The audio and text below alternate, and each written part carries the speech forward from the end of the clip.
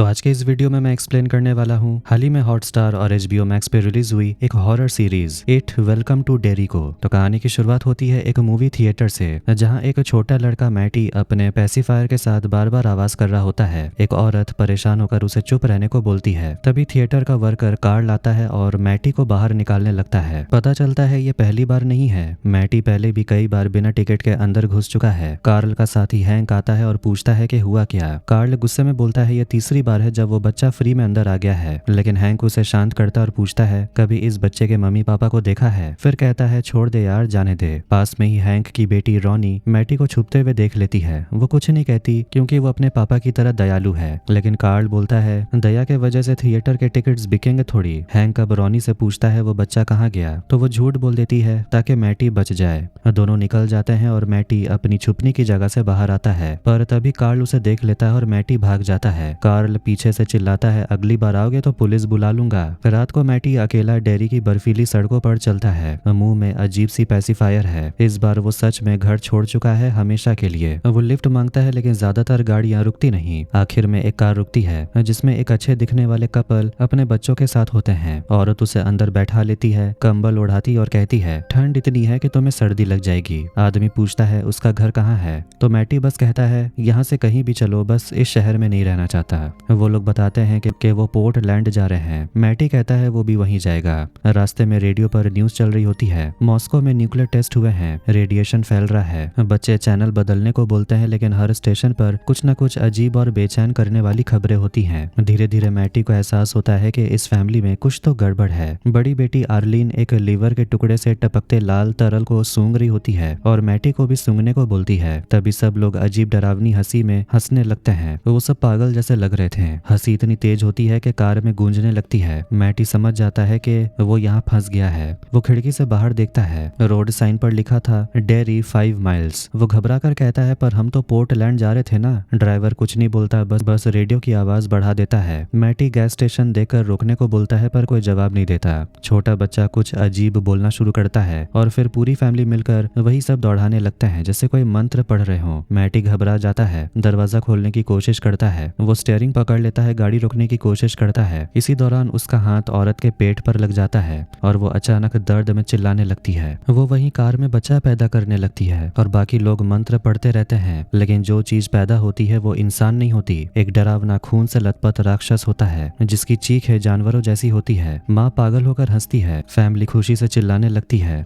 मैटी डर से पत्थर बन जाता है, धीरे से पैसिफायर मुंह में डाल लेता है। बच्चे उसे घूरते हैं, उनकी आंखें शीशे जैसी बेरंग होती हैं। तभी वो राक्षसी बच्चा उस पर झपटता है। पैसिफायर गिरकर नीचे गिरता है और फिर हवा में वो हंसी गूंजती है। इसके बाद कहानी चली जाती है 4 महीने के बाद, अप्रैल 1962। अब हम मिलते हैं फिल नाम के एक शांत लड़के से जिसे हवाई जहाजों का बहुत शौक था। रोज स्कूल जाने से पहले वो आसमानों में उड़ते जहाजों के नंबर अपनी नोटबुक में लिखता है। दूसरी तरफ एक एयरबेस पर मेजर लेन हैनलन और कैप्टन रूसो नई पोस्टिंग पर आते हैं। हैनलन खुश है कि वो डेरी आया है, पर रूसो को ये जगह पसंद नहीं। कर्नल फुलर उनका स्वागत करता है और बताता है कि ये बेस अमेरिका के 6 सबसे बड़े इंपॉर्टेंट बेस में से एक है। शांत दिखता है पर हम फ्रंट लाइन पर हैं। सोवियत एयर स्पेस बस 7 घंटे दूर है। टूर के दौरान रूसो एक जगह देखता है जहाँ पर लिखा हुआ था स्पेशल प्रोजेक्ट्स। कर्नल तुरंत बात बदल देता है और हैनलन से पूछता है कि वो बेस पर रहेगा या शहर में। हैनलन बताता है कि उसे टाउन में एक घर मिल गया है, फैमिली आने वाली है। फुलर मुस्कुराता और कहता है डेरी तुम्हें पसंद आएगा, ये बहुत शांत शहर है। इधर डेरी हाई स्कूल में एक लड़की लिली जब अपना लॉकर खोलती है तो अंदर से अचार का जार गिरकर टूट जाता है। सब स्टूडेंट हंसने लगते हैं और वो भी हंसते हुए बोलती है लगता है अब डिनर तक आचार की खुशबू नहीं जाएगी। उसकी दोस्त मार्ज अपने नए चश्मे को लेकर थोड़ी अनकंफर्टेबल महसूस करती है, लेकिन कहती है कि शायद वो अब अजीब दिखती है। लिली मुस्कुराकर कहती है नहीं, बहुत अच्छी लग रही हो, शायद अब तुम्हें जोई नोटिस करे। उधर फिल अपने दोस्त टेडी से अपनी फेवरेट बातों पर बातें कर रहा था, एटॉमिक एज और एलियन वाली थ्योरीज पर। फिल को पूरा भरोसा है कि डेरी में कहीं न कहीं मार्शियन छुपे हुए हैं, शायद एयर बेस के अंदर बर्फ में फ्रीज किए हुए।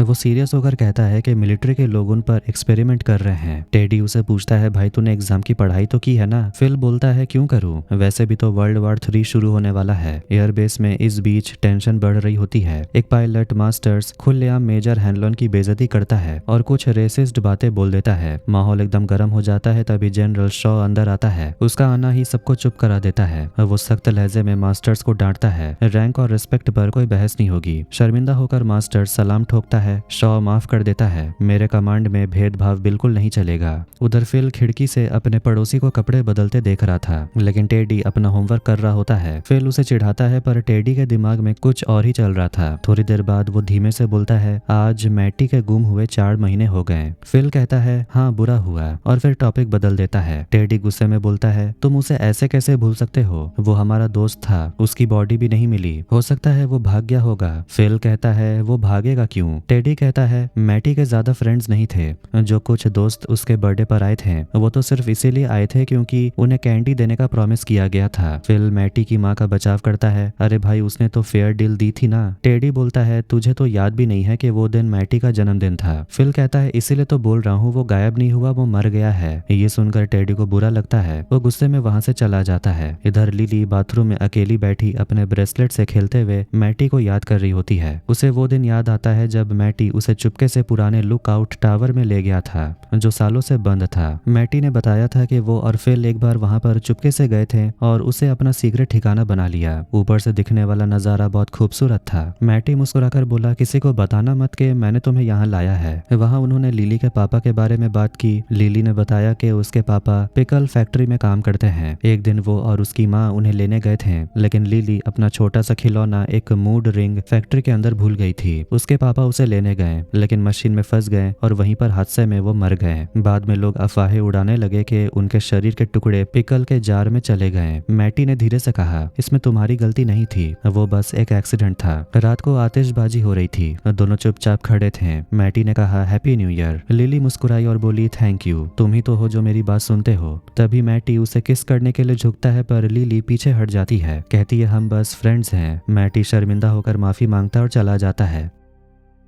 प्रेजेंट में लिली ब्रेसलेट को घूरते हुए आंसू पोंछती है। तभी उसकी माँ आवाज लगाती है, तैयार हो जाओ, कल पापा की कब्र पर जाना है। लिली मना कर देती है, मुझे नहीं जाना। माँ बोलती है, 1 साल हो गया, अब तो चलो। लिली कहती है, मैं अभी रेडी नहीं हूँ। माँ कहती है, सिर्फ तुम ही नहीं हो जिसने उन्हें खोया है, जितनी जल्दी सच का सामना करोगी उतना तुम्हारे लिए बेहतर होगा। तभी लिली को एक धीमी आवाज सुनाई देती है बाथरूम के ड्रेन से। वो सन्न रह जाती है। आवाज मैटी जैसी लगती है। वो उसे पूछती है, तुम कहाँ हो? आवाज आती है, वो मुझे जाने नहीं देता। अचानक ड्रेन से खून से सनी उंगलियां बाहर आती है। लिली चीख पड़ती है और लाइट्स टिमटिमाने लगती है। अगले दिन स्कूल में लिली मार्ज को सब कुछ बताती है कि मैटी ने उससे बात की। मार्ज डर जाती है और हैरान होकर पूछती है, वो तुमसे क्या बोला? तुम दोनों तो ज्यादा बात भी नहीं करते थे। लोगों के मजाक उड़ाने से डर कर मार्ज उसे बाथरूम में ले जाती है ताकि कोई सुन न ले, लेकिन लिली अड़ी रहती है, मैं मजाक नहीं कर रही मार्ज, सच में ये सब कुछ हुआ था। मार्ज उसे शांत करने की कोशिश करती है, बस 2 महीने बचे हैं, समर ब्रेक तक, किसी को ये सब मत बताओ वरना सब बातें बनाएंगे। लिली गुस्से में बोलती है, तुझे सच की फिक्र कम, अपनी इमेज की ज्यादा चिंता है। मार्ज दुखी होकर कहती है, मैं बस तुम्हारी हेल्प करना चाहती हूँ, पर कभी कभी तुम्हारी फ्रेंड होना बहुत मुश्किल हो जाता है। बाद में फिल और टेडी अपनी साइकिल लेकर अपने पुराने सीक्रेट ठिकाने पर पहुंचते हैं। वहाँ लिली पहले से मौजूद होती है। वो कहती है, मुझे तुमसे कुछ जरूरी बात करनी है। फिल सोचता है ये फिर उसके पापा वाले अफवाह की बात होगी, लेकिन टेडी कहता है वो सब झूठ है। फिल बताता है कि मैटी ने उससे कहा था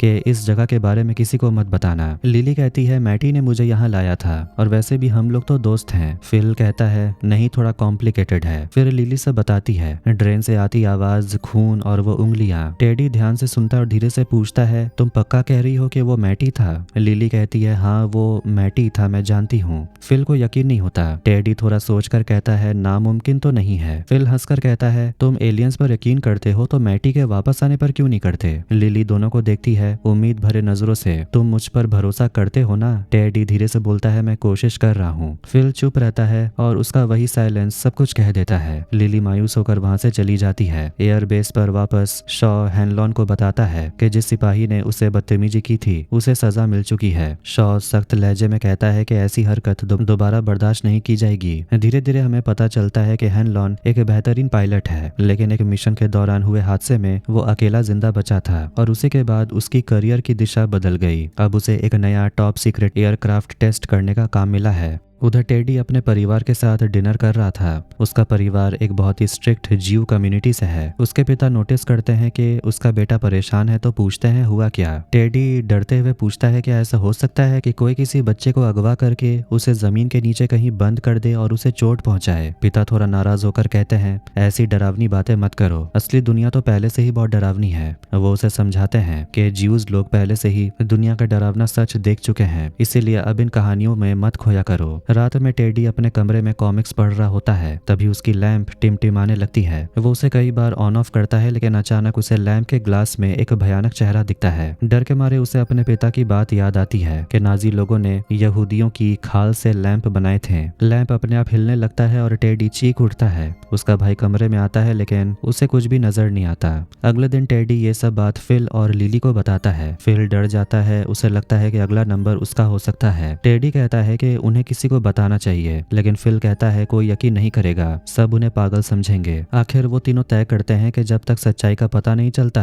तब तक चुप रहेंगे। वो लोग लाइब्रेरी जाते हैं और वहाँ एक पुराना अखबार पाते हैं जिसमें मैटी की गुमशुदगी की रिपोर्ट होती है। पहले तो पुलिस ने उसे भागा हुआ बच्चा समझा था, लेकिन बाद में मामला मर्डर का शक बन गया। आखिरी बार मैटी को 4 जनवरी को थिएटर में देखा गया था। रिपोर्ट करने वाली लड़की रॉनी थी, जो थिएटर में एक वर्कर की बेटी है और मेन सस्पेक्ट की बेटी भी। जब बच्चे रॉनी से पूछताछ करने जाते हैं तो वो उन्हें डांट कर भगा देती है, लेकिन जैसे ही लिली बताती है कि उसने अपने बाथटब की पाइप से मैटी को गाते हुए सुना, रॉनी का चेहरा उड़ जाता है। वो भी वही आवाजें सुन चुकी है। डरी हुई रॉनी भी अब उनके साथ सच्चाई जानने का फैसला करती है। उसी रात एयरबेस पर हैनलन के कमरे में नकाबपोश लोग घुस जाते हैं। वो लोग उससे सीक्रेट एयरक्राफ्ट की जानकारी मांगते हैं। हैनलन कुछ नहीं बताता। वो लोग उसे बुरी तरह पीटते हैं। तभी रूसो अंदर घुसकर उनकी मदद करता है और दोनों मिलकर हमलावरों को भगा देते हैं। इधर फिल, टेडी, लिली, सूजी और रॉनी चोरी छिपे थिएटर में घुस जाते हैं। तभी मैटी का गाया हुआ वही गाना द म्यूजिक मैन बजने लगता है। सभी बैठते हैं और टेडी, लिली रोते हुए बताते हैं कि उन्हें अफसोस है वो मैटी के साथ ज्यादा वक्त नहीं बिता पाए। सबके चेहरे पर पछतावा साफ दिखता है। अचानक मूवी शुरू होती है और मैटी स्क्रीन के अंदर दिखाई देता है, अपने गोद में एक बच्चा लिए हुए। ये वही डरावना बच्चा है जिसने उसे पकड़ लिया था। मैटी गुस्से में उनकी ओर देखता है और कहता है मैं यहाँ तुम्हारे वजह से हूँ, तुमने झूठ बोला। फिर वो उस बच्चे को स्क्रीन की तरफ फेंक देता है। बच्चा अचानक स्क्रीन से बाहर निकल आता है और एक विशाल डरावने राक्षस में बदल जाता है। वो राक्षस फिल और टेडी पर हमला कर देता है। रॉनी भागने की कोशिश करती है, लेकिन दरवाजा बंद होता है। लिली सूजी को बचाने की कोशिश करती है, पर तब तक बहुत देर हो चुकी होती है। रॉनी किसी तरह बाहर से दरवाजा खोलती है और दोनों भागती हैं, लेकिन लिली के हाथ में अब भी सूजी का कटा हुआ हाथ होता है। और इस तरह खत्म होता है पहला डरावना एपिसोड।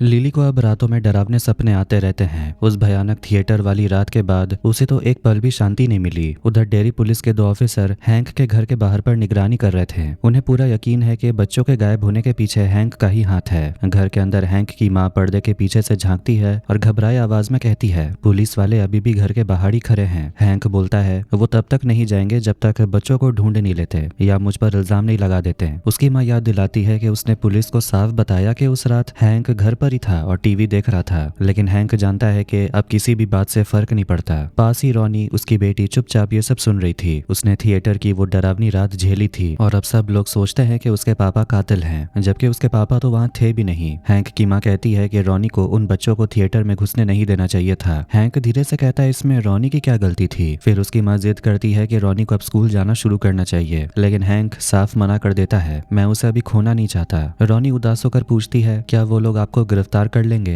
हैंक उसके सिर पर हाथ रखकर कहता है नहीं बेटा, ये बस बड़ों की बातें हैं। उधर हैनलन अपने नए घर के बाहर बैठा होता है, तभी एक कार रुकती है। उसकी पत्नी शार्लेट और बेटा विल पहुंच गए हैं। विल दौड़कर अपने पापा को गले लगाता है और ऊपर भाग जाता है नया घर देखने। शार्लेट मुस्कुराती है, लेकिन उसकी मुस्कान तब फीकी पड़ जाती है जब वो हैनलन के हाथों पर बंधा पट्टी देखती है। हैनलन बात को टाल देता है, कहता है बस छोटी सी चोट ही तो है। ऊपर विल अपना टेलीस्कोप सेट कर रहा होता है। हैनलन उसे बताता है कि पायलट तारे देखकर रास्ता ढूंढते हैं। फिर मजाक में कहता है कि हम इससे पड़ोसियों पर भी नजर रख सकते हैं। विल पूछता है ऐसा करना ठीक नहीं। बाद में हैनलन अपने हमलावरों की तस्वीरें देखता है, वही गैस मास्क पहने लोग। शार्लेट आती है, सामान खोलते हुए कहती है कि टेलीस्कोप लाने के लिए थैंक यू। वो मुस्कुराते हुए कहती है कि विल बाकी बच्चों जैसा नहीं है, उसे ना बेसबॉल पसंद है ना भीड़ में घुलना। हैनलन बस मुस्कान देता है क्योंकि वो जानता है कि उसकी पत्नी सही बोल रही है। डेरी हाई के बाहर लगे बोर्ड पर लिखा है कर्फ्यू, शाम ढलने से पहले सभी बच्चे घर लौट जाएं। थिएटर वाली घटना के बाद पूरा शहर डरा हुआ है। अंदर मार्ज कोशिश कर रही है कि पॉपुलर लड़कियां उसे नोटिस करे, लेकिन वो तो उल्टा उसका मजाक उड़ाती हैं। रॉनी पहली बार स्कूल आती है और सब फुसफुसाते हैं, वो तो उसी आदमी की बेटी है जिसने बच्चों की लाशें छुपाई। रॉनी रोने ही वाली होती है कि लिली उसके पास आकर उससे प्यार से बात करती है। क्लास में मार्ज लिली से पूछती है तुम ठीक हो? लिली शांत होकर कहती है कोशिश कर रही हूँ। मार्ज उसे कहती है रॉनी के साथ मत घूमो वरना वो पॉपुलर लड़कियां तुमसे बात नहीं करेंगी। लिली गुस्से में बोल पड़ती है टेडी, फिल और सूजी मर चुके हैं, मुझे अब किसी बेवकूफ पॉपुलर लड़की की फिक्र नहीं। एयरबेस पर हेनलन को पता चलता है कि उसके हमलावरों में से एक ने कबूल किया है वो कोई जासूस नहीं था बल्कि एक नस्लवादी सिपाही था। शॉ कहता है कि उसे सजा मिलेगी, लेकिन हेनलन को यकीन नहीं क्योंकि हमले में इस्तेमाल हुआ हथियार सोवियत बना था। उधर शहर में शार्लेट देखती है कि कुछ लड़के सड़क पर एक बच्चे को पीट रहे थे, कोई मदद करता ही नहीं। वो गुस्से में आगे बढ़ती है और बाकी सब बस खड़े होकर देखते ही रहते हैं क्योंकि डेयरी में कोई किसी के मामले में दखल नहीं देता। उस रात खाने के टेबल पर शार्लेट अभी भी बहुत गुस्से में होती है। उसने दिन में देखा था कि कुछ लड़के एक छोटे बच्चे को पीट रहे थे और आसपास के लोग बस तमाशा देख रहे थे। गुस्से में वो हेनलॉन से कहती है यहाँ लोग कितने डरपोक हैं, जब मैंने बीच में जाने की कोशिश की तो लोग मुझे ही ऐसे देख रहे थे जैसे मैं पागल हूँ। वो कहती है कि वो उन लड़कों के पेरेंट्स को ढूंढ कर उनसे बात करेगी, लेकिन तब विल बीच में बोलता है माँ बस करो प्लीज, शांत हो जाओ। शार्लेट शांत होती है और उससे पूछती है कि स्कूल में तुम्हारे साथ ऐसा नहीं होता है ना? विल नजरें चुरा कर झूठ बोलता है नहीं अभी तक तो नहीं। थका हुआ हेनलन कहता है शार्लेट उस बात को भूल जाओ, इन चीजों में पढ़ना ठीक नहीं। विल कहता है क्या मैं अपने कमरे में जा सकता हूँ? शार्लेट उसे रोकती है, पूछती है पहला दिन कैसा था? विल धीमी आवाज में कहता है ठीक ही था और फिर चला जाता है। शार्लेट लंबी सांस लेकर कहती है मैं बस चाहती हूँ कि थोड़ा टाइम हम फैमिली के साथ बिताएं। वो नोटिस करती है कि हेनलन का ध्यान कहीं और है, पूछती है कुछ बात करनी है? हेनलन कहता है सॉरी वो सब क्लासिफाइड है, मैं तुमसे शेयर नहीं कर सकता। उधर रॉनी अपने कमरे में बिस्तर पर लेटी होती है। वो नीचे से अपने पापा और दादी की बहस सुनते रहती है।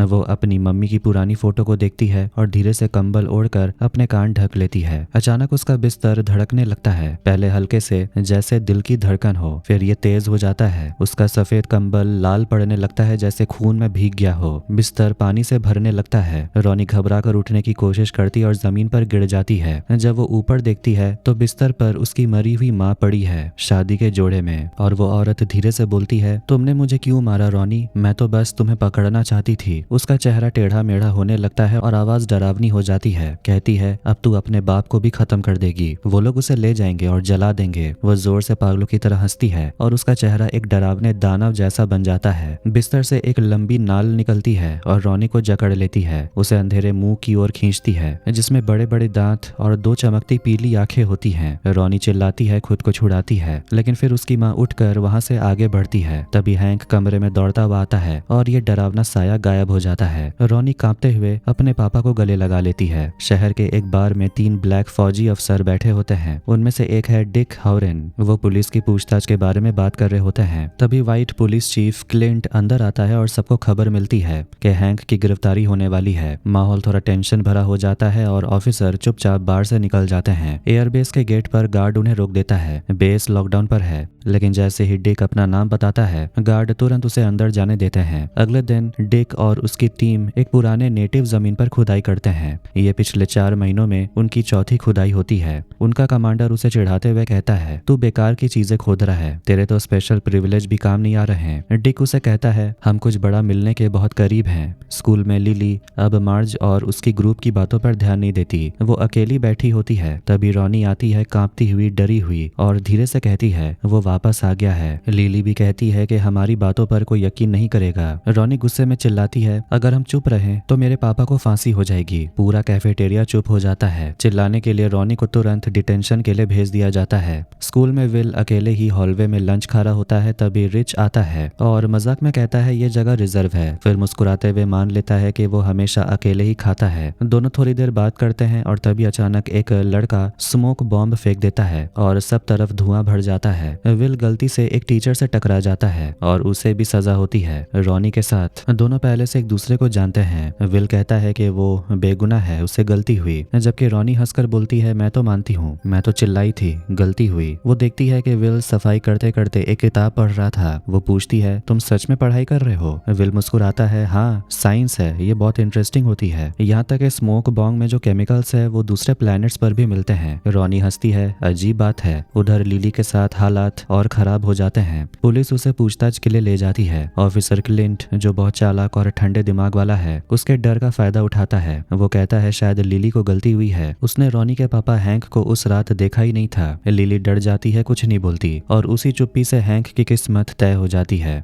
थोड़ी देर बाद पुलिस हैंक को गिरफ्तार कर लेती है। रॉनी सब कुछ अपनी आंखों से देखती है और टूट जाती है। गुस्से में रॉनी लिली के घर पहुंचती है और चिल्लाती है, तुमने धोखा दिया, तुमने ही मेरे पापा को फंसाया। लिली रोते हुए कहती है, नहीं, पुलिस ने मुझे बेवकूफ बनाया। पर रॉनी कुछ सुने बिना चली जाती है। एयरबेस पर हैनलिन जेल में बंद मास्टर से मिलने जाता है। वो उसे एक सोवियत पिस्टल दिखाता है, वही हथियार जो हमले में इस्तेमाल हुआ था। पूछता है कि वो इतनी रेयर बंदूक चलाना जानता है या नहीं। मास्टर हकलाता है और हैनलन समझ आता है कि वो गुनहगार नहीं है। हैनलन ये बात जनरल शॉ को बताता है। शॉ मुस्कुराकर कहता है कि वो पूछताछ असल में एक टेस्ट था। फिर बताता है कि हैनलन के ब्रेन सर्जरी के बाद उसमें डर नाम की चीज नहीं बची और यही बात उसे आर्मी के लिए खास बनाती है। हैनलन गुस्से में पूछता है, वो नकाब वाला आदमी कौन था जिसने मुझ पर हमला किया। शॉ कुछ नहीं बताता, बस कहता है, मुझे तुम्हें कुछ दिखाना है। उधर लिली अकेली सुपरमार्केट में खरीदारी कर रही होती है। तभी किसी की आवाज आती है, तुम्हें तो फिर से लॉक कर देना चाहिए। लाउडस्पीकर में उसका नाम गूंजता है। चारों तरफ की गलियां मुड़कर भूल भुलैया बन जाती है। उसके मरे हुए दोस्तों के चेहरे अब सीरियल बॉक्स पर नजर आते हैं। फिर एक पिकल जार में उसे अपने पापा का सड़ा हुआ सिर दिखता है। जार फट जाता है और उसमें एक बिना आकार का गीला सा मांस जैसा जीव उसकी तरफ रेंगता है। उसका नाम पुकारता है। वो आंखें झपकाती है और सब गायब हो जाता है सिवाय टूटे हुए जार के जो उसके पैरों के पास पड़ा होता है। उसके डर और टूटे हुए हालात देखकर उसकी माँ फैसला करती है कि लिली को वापस जूनिपर हिल मतलब के एक मेंटल एसाइलम में भेजना होगा। उसी रात हैनलन और शॉ एक सीक्रेट मिलिट्री साइट पर पहुंचते हैं। शॉ बताता है कि सोवियत यूनियन ने कभी क्यूबा में न्यूक्लियर मिसाइल लगाने की कोशिश की थी, पर असली खतरा वहां नहीं बल्कि डेयरी के नीचे दफन है, कुछ बहुत पुराना जो इंसान नहीं है। फौजी वहां पर खुदाई कर रहे होते हैं और अचानक उन्हें 1930s की एक पुरानी कार मिलती है। जैसे ही वो कार खोलते हैं, अंदर से कंकाल गिरने लगते हैं और उनकी हड्डियों पर काटने के निशान साफ दिखते हैं।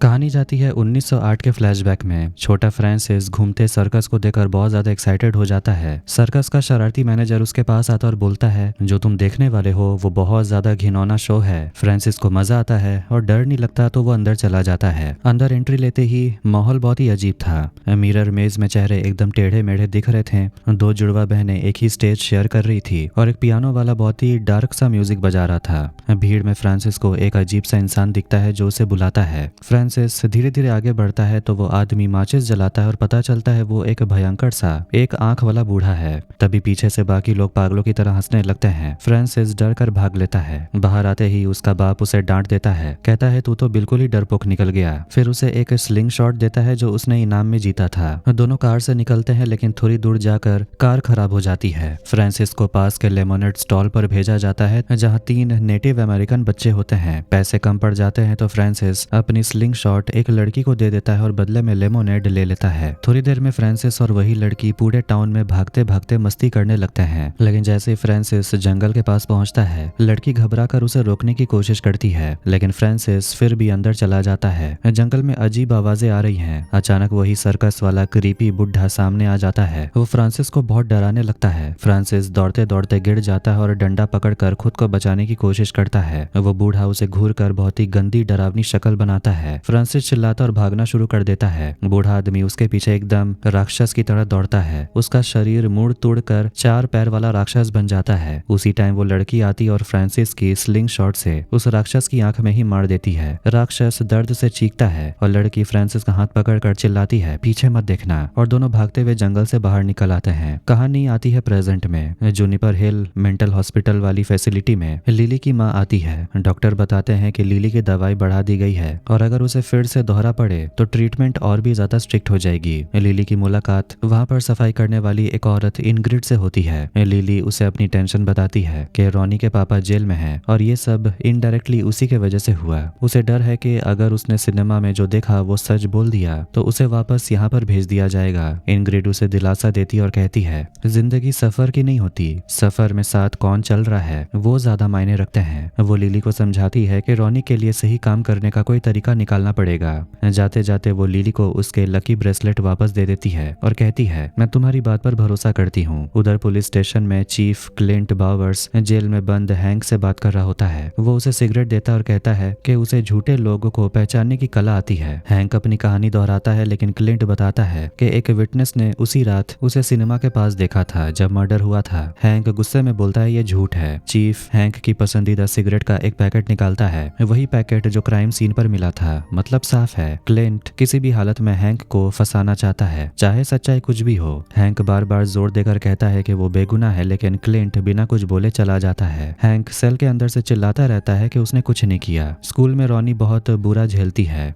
बच्चे उसे घूरते हैं, हंसते हैं, उसके लॉकर पर गंदी बातें लिखते हैं, सब उसकी पापा के वजह से। सिर्फ विल को लगता है कि रॉनी किसी किलर की बेटी नहीं हो सकती। बाथरूम में लिली सफाई का सामान लेकर रॉनी के पास आती है। रॉनी कांप रही होती है फिर भी हिम्मत दिखाते हुए कहती है कि उसे लिली की कोई मदद नहीं चाहिए। उसका तो मन कर रहा है कि वो लिली को मुक्का मार दे क्योंकि लिली के वजह से ही उसके पापा जेल में हैं। लिली हिम्मत करके कहती है कि वो अब सब सच बताने वाली है। उसे साबित करना है कि वो पागल नहीं है और हैंक कातिल नहीं है। वो रॉनी को बताती है कि उसने सुपरमार्केट में उस क्रिएचर को देखा था और फिर उसे जूनिपर हिल में भेज दिया गया था। लिली बोलती है कि अब उसे सबूत ढूंढने होंगे। रॉनी पूछती है कैसे करेंगे। लिली एक कैमरा निकालती है। रॉनी बोलती है तुम क्या सोच रही हो कि वो क्रिएचर तुम्हारे लिए पोज करेगा, लेकिन लिली का कॉन्फिडेंट चेहरा रॉनी को थोड़ा हिला देता है। रॉनी को भरोसा नहीं है कि फोटो डेवलप भी होंगी या नहीं और ऐसे फोटोज डेवलप करेगा कौन, पर लिली की जिद उसे परेशान करने लगती है। इधर कर्नल फुलर जनरल शॉ को रिपोर्ट देता है कि कार को खोलकर देखा गया, सिर्फ खून और गोली के निशान मिले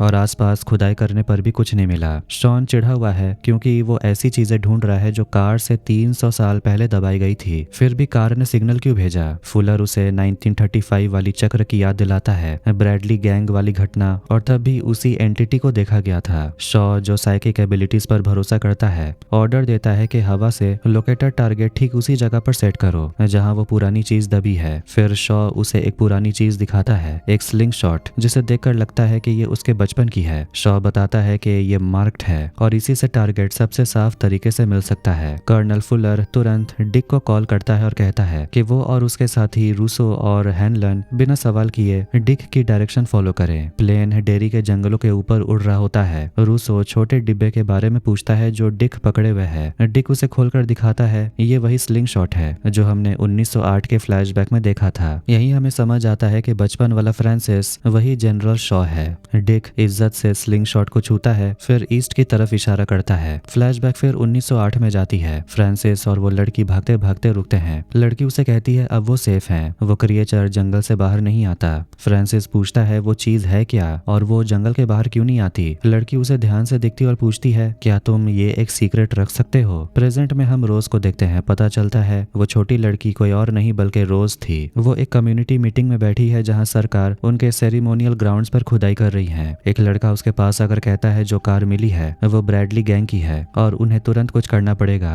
रोज साफ साफ अपनी कम्युनिटी को कह देती है कि वो सरकार की खुदाई में सीधे सीधे दखल नहीं देगी, लेकिन वो ये जरूर कहती है कि सबको मिलकर इसके बारे में सोचने की जरूरत है। फिर वो उस लड़के के कान में धीरे से कहती है कि वो उन्हें अभी नहीं रोकेगी, तब तक नहीं जब तक उसे ये ना पता चल जाए कि नीचे गवर्नमेंट आखिर ढूंढ क्या रही है। उधर प्लेन में डिक एकदम खौफनाक ट्रांस में चला जाता है। उसका दिमाग काले गीले सीवर में पहुंचता है जहाँ पेनीवाइज का सर्कस वाला पुराना कैरेज पड़ा था। अंधेरे से दो आंखें उसे घूरती है जैसे उसका मजाक उड़ा रही हो। डिक डर कर पूछता है तुम कौन हो। तभी क्रिएचर उसके दिमाग में कुछ विजन्स डालने लगता है, एक पार्टी, गिरते हुए सिपाही और दूर खड़ी कोई औरत की परछाई। इसी घबराहट में वो अपनी दादी की लटकती हुई लाश देखता है जो उसे भागने को बोल रही होती है। घबरा कर डिक प्लेन का हैच खोल देता है और नीचे कूदने वाला होता है। तभी हैनलन उसे पकड़कर वापस अंदर खींच लेता है। बेस की इन्फर्मरी में कांपता हुआ डिक जनरल शॉ को बताता है कि वो चीज उसे देख रही है। शॉ उसकी काबिलियत से खुश होता है कि वो उस चीज के करीब पहुंच रहे हैं और वो और उसके साथियों को बेहतर अकोमोडेशन देने का वादा करता है, लेकिन डिक उसे वार्न करता है वो चीज हमें देखने के लिए नहीं है, अगर हम आगे बढ़े तो बहुत बुरा होगा, हमें अभी इसे छोड़ देना चाहिए। शॉ बिना किसी एक्सप्रेशन के उसकी बात सुनता है और फिर चुपचाप चला जाता है। खुदाई रोकने का उसका कोई इरादा नहीं होता। डाइनर में विल और रिच स्पेस वाली मजाक मस्ती कर रहे होते हैं।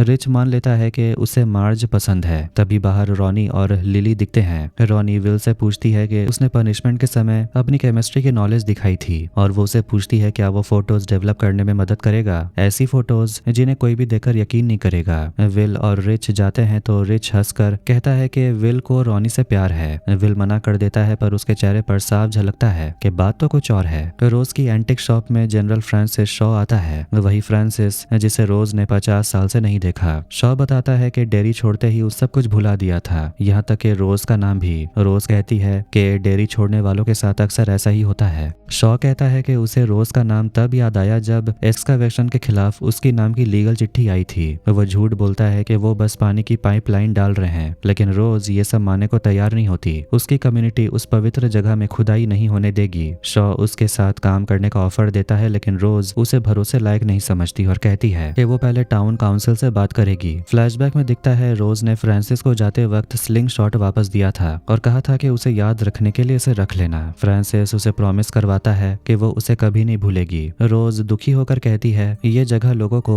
चीजें भुला देती है, चाहे वो चाहे या ना चाहे। रॉनी, लिली, विल और रिच पुराने टावर हाइडआउट में मिलते हैं। रिच पूछता है कि लिली को ये जगह कैसे पता। लिली बताती है कि ये उसके एक दोस्त का छुपने का अड्डा था। रॉनी सीधा सवाल करती है क्रिएचर की फोटोज कैसे लें जब वो हमें फिर से मारने की कोशिश करेगा। लिली कहती है हमें उसे उकसाना पड़ेगा। विल हरकतें पूछता है कि वो क्रिएचर अब किन किन फॉर्म्स में आ चुका है। लिली बताती है कि वो मैटी और उसके अपने पिता की शक्ल में आया था। रॉनी कहती है कि उसने क्रिएचर को अपनी माँ के फॉर्म में देखा था, लेकिन असली नहीं, बस उनका रूप लेकर डराने की कोशिश करता है। रिच कहता है शायद ये कोई एंटिटी है, कोई बुरी आत्मा। वो बताता है कि उसका क्यूबन अंकल जो बाबा लावो था, मरे हुए लोगों की स्पिरिट्स को बुलाकर किसी भी फॉर्म में ला सकता था। रॉनी धीरे से पूछती है क्या तुम्हारे अंकल ने बताया कि वो ये सब कैसे करते थे। हैनलन के घर पर डिक सबके साथ डिनर पर बैठा होता है। शार्लेट बताती है कि वो पहले हिस्ट्री टीचर थी और एक्टिविस्ट भी। ये बात हैनलन को थोड़ी टेंशन देती है क्योंकि वो नहीं चाहती कि उसकी पत्नी यहाँ पर भी एक्टिविज्म शुरू कर दे, क्योंकि उसे अपनी नौकरी में एकदम साफ सुथरी इमेज चाहिए होती है। डिक पूछता है कि विल कहाँ है, तो हैनलन बोलता है कि वो किसी दोस्त के घर गया हुआ है। बाहर हैनलन धीरे धीरे बात शुरू करता है। उसे शक है कि प्लेन में जो हुआ उसमें डिक कुछ ढूंढ रहा था। डिक शांत होकर कहता है कि उसकी शक्ति ऐसी है जो देखे बिना चीजों को देख लेता है। फिर हैनलन एक अजीब बात बताता है, जब डिक ने विल के बारे में पूछा था उसे वही दबाव महसूस हुआ जो उसे खुद पर हुए हमले वाली रात लगा। वो कहता है मेरे दिमाग से दूर रहो। डिक मान जाता है, फिर बताता है कि उसने उस रात हैनलन को ऑब्जर्व किया था और नोट किया था कि उसके दिमाग में डर महसूस करने वाला हिस्सा मौजूद है ही नहीं। वो मुस्कुराकर कहता है कि वो ऐसा आदमी नहीं है जिससे हैनलन को लड़ना चाहिए।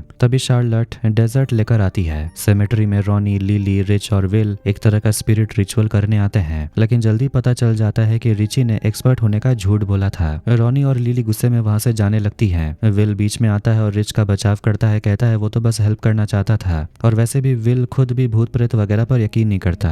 विल की ये बात रॉनी को बहुत चोट पहुंचाती है और वो लिली के साथ चली जाती है। जैसे ही वो लोग साइकिल चलाते हुए निकलती हैं, सेमेट्री अचानक बदलने लगती है। ग्रेव स्टोन टूटने लगते हैं, जमीन में दरारें पड़ जाती हैं और टेडी, फिल, सूजी के डरावने घोस्ट उन पर अटैक करने लगते हैं। लिली फोटो लेने की कोशिश करती है लेकिन कैमरा अटक जाता है। रॉनी किसी तरह एक क्लिक कर पाती है, तभी कैमरा गिर जाता है। रिच उसे उठाने की कोशिश करता है पर गड़बड़ा जाता है। आखिर में विल कैमरा पकड़ लेता है। उसी वक्त एक अंधेरे गुफा से एक हाथ बाहर निकलता है। विल डर के मारे कैमरा उठाकर क्लिक दबाता है। थोड़ी देर बाद रॉनी, लिली और रिच उसे कांपता हुआ पाते हैं। विल धीरे से रॉनी से कहता है तुम सही थी, मुझे शुरू से ही तुम पर यकीन करना चाहिए था। चारों एक दूसरे को गले लगाते हैं और सेमेटरी से बाहर निकलते हैं। बाद में सब स्कूल में पहुंचकर चुपके से फोटोज डेवलप करते हैं। पहली 2 फोटोज में टेडी और सूजी के घोस्ट साफ नजर आते हैं, लेकिन आखिरी फोटो जो विल ने गुफा के अंदर ली थी उसमें एक डरावना चेहरा दिखता है, चमकती हुई आंखें और क्लाउन।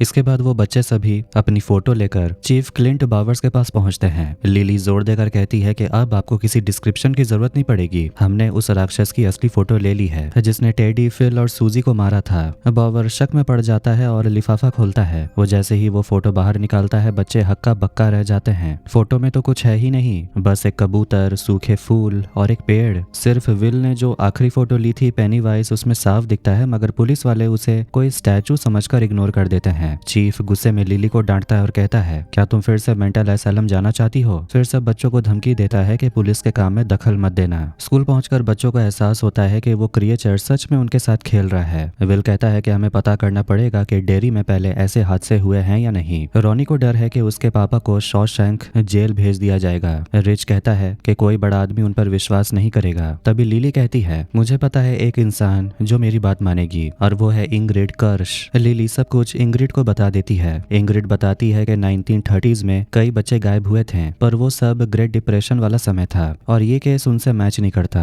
वो लिली को हिम्मत देती है कि जब तक अच्छे दोस्त साथ हो, डर को रोका जा सकता है, तुम खुद को संभाल सकती हो। शार्लट न्यूज़पेपर में पढ़ती है कि एक ब्लैक आदमी हैंक उसे मर्डर के लिए पकड़ लिया गया है। उधर रोज और डैनियल उसके घर में कुछ सामान देने आते हैं। रोज बताती है कि उसके पुरखों ने कभी ये पूरी जगह बसाई थी। शार्लट बताती है कि हैनलन नेशनल सिक्योरिटी वाले काम में इतना डूबा रहता है कि वो कभी सवाल ही नहीं करता। रोज किसी तरह उसे हैनलन के जॉब के बारे में जानने की कोशिश करती है। इस बीच डिक और उसकी टीम एक छोड़ दिया हुआ मिलिट्री बेस देखते हैं, जो कि उनका नया हैंग आउट है। डिक बाहर में तो खुश दिखता है, पर अंदर कहीं से उसके अंदर एक अजीब सा डर बैठा हुआ था। घर पर शार्लट को विल की छुपाई हुई फोटो मिलती है। वो बेहद नाराज होकर विल से इस सब के बारे में पूछती है। विल रोते रोते बताता है कि रॉनी के पापा बेगुनाह हैं और वो सब मिलकर सच पता करने की कोशिश कर रहे हैं। तभी उन पर किसी चीज ने हमला किया था। शार्लट उसे कसकर गले लगाती है और उसे कहती है, अब तुम देर रात तक बाहर नहीं घूमोगे। अगली सुबह हैनलन विल को फिशिंग पर ले जाता है। विल बिल्कुल भी एक्साइटेड नहीं था। हैनलन गाड़ी से एक्स्ट्रा पोल लेने के लिए लौटता है, तभी पानी से एक हाथ निकलकर विल को अंदर खींच लेता है। पानी के अंदर वो क्रिएचर उसके पापा जैसा दिखता है, जला हुआ, बर्बाद सा, और फुसफुसाता है कि तू भी जलेगा। हैनलन दौड़ कर आता है और विल को बाहर निकालता है। उसके कलाई पर ताजे घाव के निशान होते हैं। विल रोते हुए बोलता है कि डेयरी में कुछ बहुत बुरा है, बहुत बुरा। हैनलन ऊपर देखता है और आसमान में एक लाल गुब्बारा तैर रहा होता है। शार्लट सीधे चीफ बावर्स के पास जाती है। विल वाले हादसे की बात उठाती है। वो साफ बोलती है कि अगर बच्चे अभी भी अटैक हो रहे हैं तो इसका मतलब है कि हैंक बेगुनाह है और बेगुनाह आदमी जेल में सड़ रहा है। बावर्स ठंडे अंदाज में कहता है कि हैंक ने झूठ बोला और उसके पास तो कोई एलाबाई भी नहीं है। शार्लट पूछती है, क्या उसके पास वकील है? बावर्स कहता है कि वो पब्लिक डिफेंडर से बात कर चुका है और शार्लट को हैंक से मिलने भी नहीं देता। शार्लट हार नहीं मानती। वो हैंक का पता लगाकर उसके घर पहुंचती है। वो हैंक की माँ से कहती है कि विल रॉनी का दोस्त है और वो बस मदद करना चाहती है। शार्लट बताती है कि साउथ में वो सिविल राइट एक्टिविस्ट रह चुकी है और ऐसे बहुत से ब्लैक लोगों की मदद कर चुकी है जिनसे डराकर झूठे कन्फेशंस दिलाए जाते थे। हैंक की माँ पहले शक करती है, लेकिन फिर मानती है कि किसी ने उस रात हैंक को बाहर देखा था। वो कहती है कि उसका बेटा गलत नहीं कर सकता। उस रात हैंक कहाँ था ये तो बस वही और भगवान जानते हैं। शार्लट पुलिस स्टेशन वापस आती है। अब उसके पास हैंक की माँ का रिटर्न परमिशन होता है। एक ऑफिसर गुस्से में उसे रोकता है और जेल भेजने की धमकी देता है। शार्लट उसे बोलती है, अगर तुमने रोका ना तो मैं एक्टिविस्ट लीगल ऑब्जर्वर्स के बड़े नामों को बुला लूंगी, मार्टिन लूथर किंग से लेकर जॉन कैनेडी तक। ऑफिसर तुरंत मान जाता है। अंदर शार्लट हैंक से कहती है कि वो उसके हक के लिए दस्तावेज दाखिल करेगी और कोशिश करेगी कि उसे जमानत पर छोड़ा जाए। हैंक घबराकर पूछता है, क्या इससे वो जेल जाने से बच जाएगा? शार्लट कहती है शायद उसे कल ट्रांसफर कर दिया जाए, लेकिन वो डिस्क्रिमिनेशन साबित करेगी। फिर वो उसे सख्ती से कहती है कि अब तुम्हें पूरी सच्चाई बतानी पड़ेगी। हैंक चुप रहता है तो शार्लट उसे जोर देकर पूछती है, जो भी कर रहे थे वो इस क्राइम के सामने तो कुछ भी नहीं होगा। क्या रॉनी को तुम एक बाप के बिना बड़े होते हुए देखना चाहते हो तुम? ये सुनकर हैंक टूट जाता है। फिर वो सच बताता है कि वो असल में उस रात एक शादीशुदा वाइट औरत के साथ था। वो डरता है कि अगर ये सच बाहर आ गया तो उसे सिर्फ जेल ही नहीं होगी, बल्कि यहाँ के वाइट लोग उसे मारेंगे, पीटेंगे और शायद उसे जान से भी मार डालें। वो कहता है कि बस मुझे बाहर निकलने का एक सेफ रास्ता दे दीजिए, मैं सब कुछ सच बताऊंगा। डिक और उसके दोस्त अपने नए बेस को साफ कर रहे होते हैं। तभी डिक को जोरदार विजन्स दिखने लगते हैं। खून से भरा एक ड्रेन, लात मारकर तोड़ा गया दरवाजा और उसकी मरी हुई दादी जो वार्निंग देती है, ढक्कन कसकर बंद रखना। तभी हैनलन पहुंचता है विल के साथ हुए डरावने हादसे के बाद। वो बताता है कि नदी में जो क्रिएचर था वो जली झुलसी शक्ल में उसी की तरह दिख रहा था और विल की कलाई पर नाखून जैसे ताजे घाव मिले। हैनलन घबराकर पूछता है, हम असल में ढूंढ क्या रहे हैं? कोई खोई हुई चीज या दिमाग से खेलने वाली कोई मशीन? डिक धीरे से कहता है, मुझे नहीं पता और शायद शायद जानना भी नहीं चाहता। बच्चे अपने हाइड आउट में इकट्ठा होते हैं। विल कहता है कि क्रिएचर को उसकी सबसे बड़ी डर उसके पिता का प्लेन से गिरना, ये सब उसे कैसे पता। विल समझाता है कि इस चीज को शायद उनका डर चाहिए। डर से शरीर में कॉर्टिसोल और एड्रेनालिन बढ़ता है और कुछ प्रेडेटर्स उसी की स्मेल पर शिकार करते हैं। रोनी घबरा जाती है। फिर हम डरना कैसे बंद करें? तभी लिली एक पैकेट निकालती है जिसमें कि उसकी माँ की दवाइयाँ होती हैं। वो कहती है कि ये टैबलेट डर को ऑलमोस्ट गायब कर देती है, मैजिक की तरह। क्लास में सब एक वीडियो देख रहे होते हैं जिसमें एक स्नेल को गंदी पैरासाइट ने खा लिया था। तभी मार्ज जो लिली से दूर रहती थी उसके पास आती है। वो माफी मांगती है और उसे लंच पर बुलाती है, लेकिन साफ दिखता है कि ये सब कुछ वो पॉपुलर लड़की पैटी की वजह से कर रही थी। बेस पर कर्नल फुलर जनरल शॉ को रिपोर्ट देता है कि जिन जगहों पर रोज ने अवॉइड करने को कहा था वहां खोजने पर कुछ भी नहीं मिला। शॉ को पक्का यकीन हो जाता है कि रोज उन्हें जानबूझकर गलत डायरेक्शन में भेज रही है। साइकिल खत्म होने वाला है, समय कम है और वो बेचैन हो जाता है। उसे पता चलता है कि हर 3 दिन में जवान इंडिजिनस लोग बेस पर आते हैं। शॉ फुलर को ऑर्डर देता है, उन्हें बुलाओ, असली जानकारी उन्हीं के पास है। स्कूल में लिली मार्ज के साथ लंच करती है। मार्ज कहती है कि वो दोनों फिर से शुरुआत कर सकते हैं, लेकिन लिली को पूरी तरह से भरोसा नहीं होता। तभी टिम, स्कूल का पॉपुलर लड़का,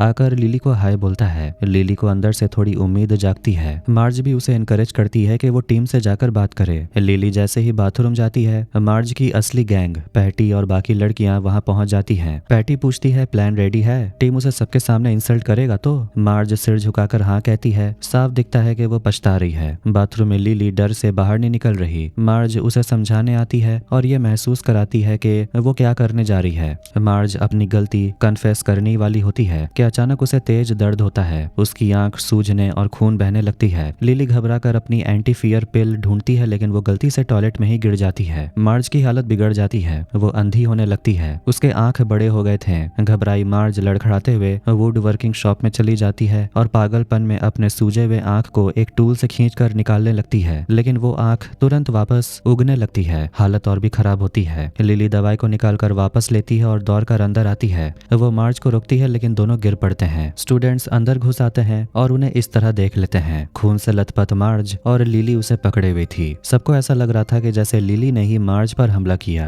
लिली बार बार चिल्लाते रहती है, मैंने कुछ नहीं किया। घर लौटकर हैनलन शार्लट से पूछता है कि वो पुलिस स्टेशन क्यों गई थी। शार्लट बताती है कि वो हैंक की मदद कर रही थी क्योंकि उसने कुछ गलत नहीं किया। हैंक कहता है कि उसे मुसीबत से दूर रहना चाहिए। शार्लट कहती है, लड़ाई ही इस देश को बेहतर बनाती है। हैनलन उसे अपने काम पर भरोसा रखने को बोलता है और फालतू कॉम्प्लिकेशन से बचने को बोलता है। रात को विल सो नहीं पाता। वो टेलीस्कोप से बाहर देखता है और पेनी वाइस उसे घूर रहा था। वो डर कर चिल्लाता है। हैनलन बाहर आता है, पूरी गली में चिल्लाता है, लेकिन कोई नहीं मिलता। तभी उसे एक पेड़ में फंसा लाल गुब्बारा दिखता है, वही बलून जो उसने नदी पर देखा था। हैनलन गुस्से में शॉ के पास पहुंचता है। उससे पूछता है, हम ढूंढ क्या रहे हैं आखिर? शॉ उसे कमरे में ले जाता है जहां टैनियल जंजीरों में बंधा हुआ था। शॉ कहता है कि टैनियल को लोकेशन पता है और डिक को दिमाग पढ़कर ये जानकारी निकालनी होगी। ये प्रोसेस उसे बहुत दर्द देगी। टैनियल उसके मुंह पर थूक देता है, कोऑपरेट नहीं करता। इसके बाद डिक उसकी यादों में एंटर करता है। टैनियल दर्द से चिल्लाता है। डिक को एक मेमोरी दिखती है। छोटा टैनियल अपनी आंटी रोज के साथ बैठा है और गल्लू की लेजेंडरी स्टोरी सुन रहा था।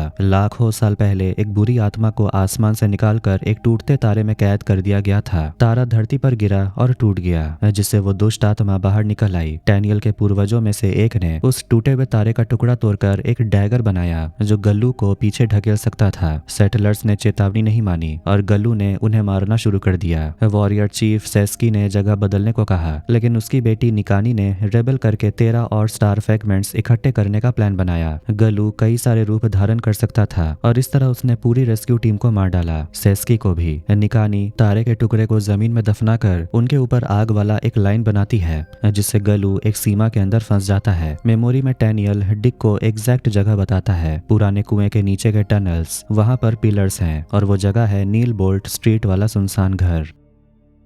डिक जब टैनियल के दिमाग में घुस गया था और टैनियल को तेज झटका लगा था, तो जनरल शॉ और हैनलन उसे फटाफट मेडिकल रूम में ले गए। वहीं डिक शॉ को बताता है कि उन्हें वो मिल गया जिसकी तलाश थी, उस चीज के पिंजरे का असली लोकेशन। फिर शॉ हैनलन को पूरी सच्चाई बता देता है। वो कहता है कि इस क्रिएचर का असली नाम गल्लू है और ये जो 13 पिलर्स है ना, ये उसी मटेरियल से बने हैं जिससे ये चीज धरती पर गिरी थी। स्कॉटोस्कूट ट्राइब ने कई 100 साल पहले इन पिलर्स को डेरी के आसपास गाड़ कर एक तरह का पिंजरा बना दिया। मतलब डेरी असल में एक जेल है जो इस क्रिएचर को कैप्चर करके रखता है। शॉ बताता है कि जितने ज्यादा पिलर्स मिलेंगे उतना इस पिंजरे को छोटा किया जा सकेगा और गलू को पूरी तरह से कंट्रोल किया जा सकेगा। डैनियल भी इसी सीक्रेट ऑर्डर का हिस्सा है जो गलू को बंद रखने का काम करता है। शॉ फिर मैप में उंगली रखकर 29 नी बोल्ट स्ट्रीट दिखाता है, जो टूटा फूटा घर जिसके नीचे की टनल सीधा उन 13 पिलर्स तक जाती है। वो हैनलन, फुलर और टीम को उन्हें लाने का मिशन देता है, ये बोलते हुए कि ये ताकत मतलब कि क्रिएचर उन्हें कोल्ड वार जितवा सकती है। हैनलन गुस्से में फट पड़ता है, बोलता है कि शॉ को पता था कि डेरी एक हंटिंग ग्राउंड है, फिर भी उसने उसके परिवार को यहाँ पर बुलाया। लेकिन शॉ कहता है कि हैनलन खुद बेस छोड़कर गया था। शॉ उसे कहता है कि अपनी फैमिली को बेस पर ले आओ, पर हैनलन नहीं मानता।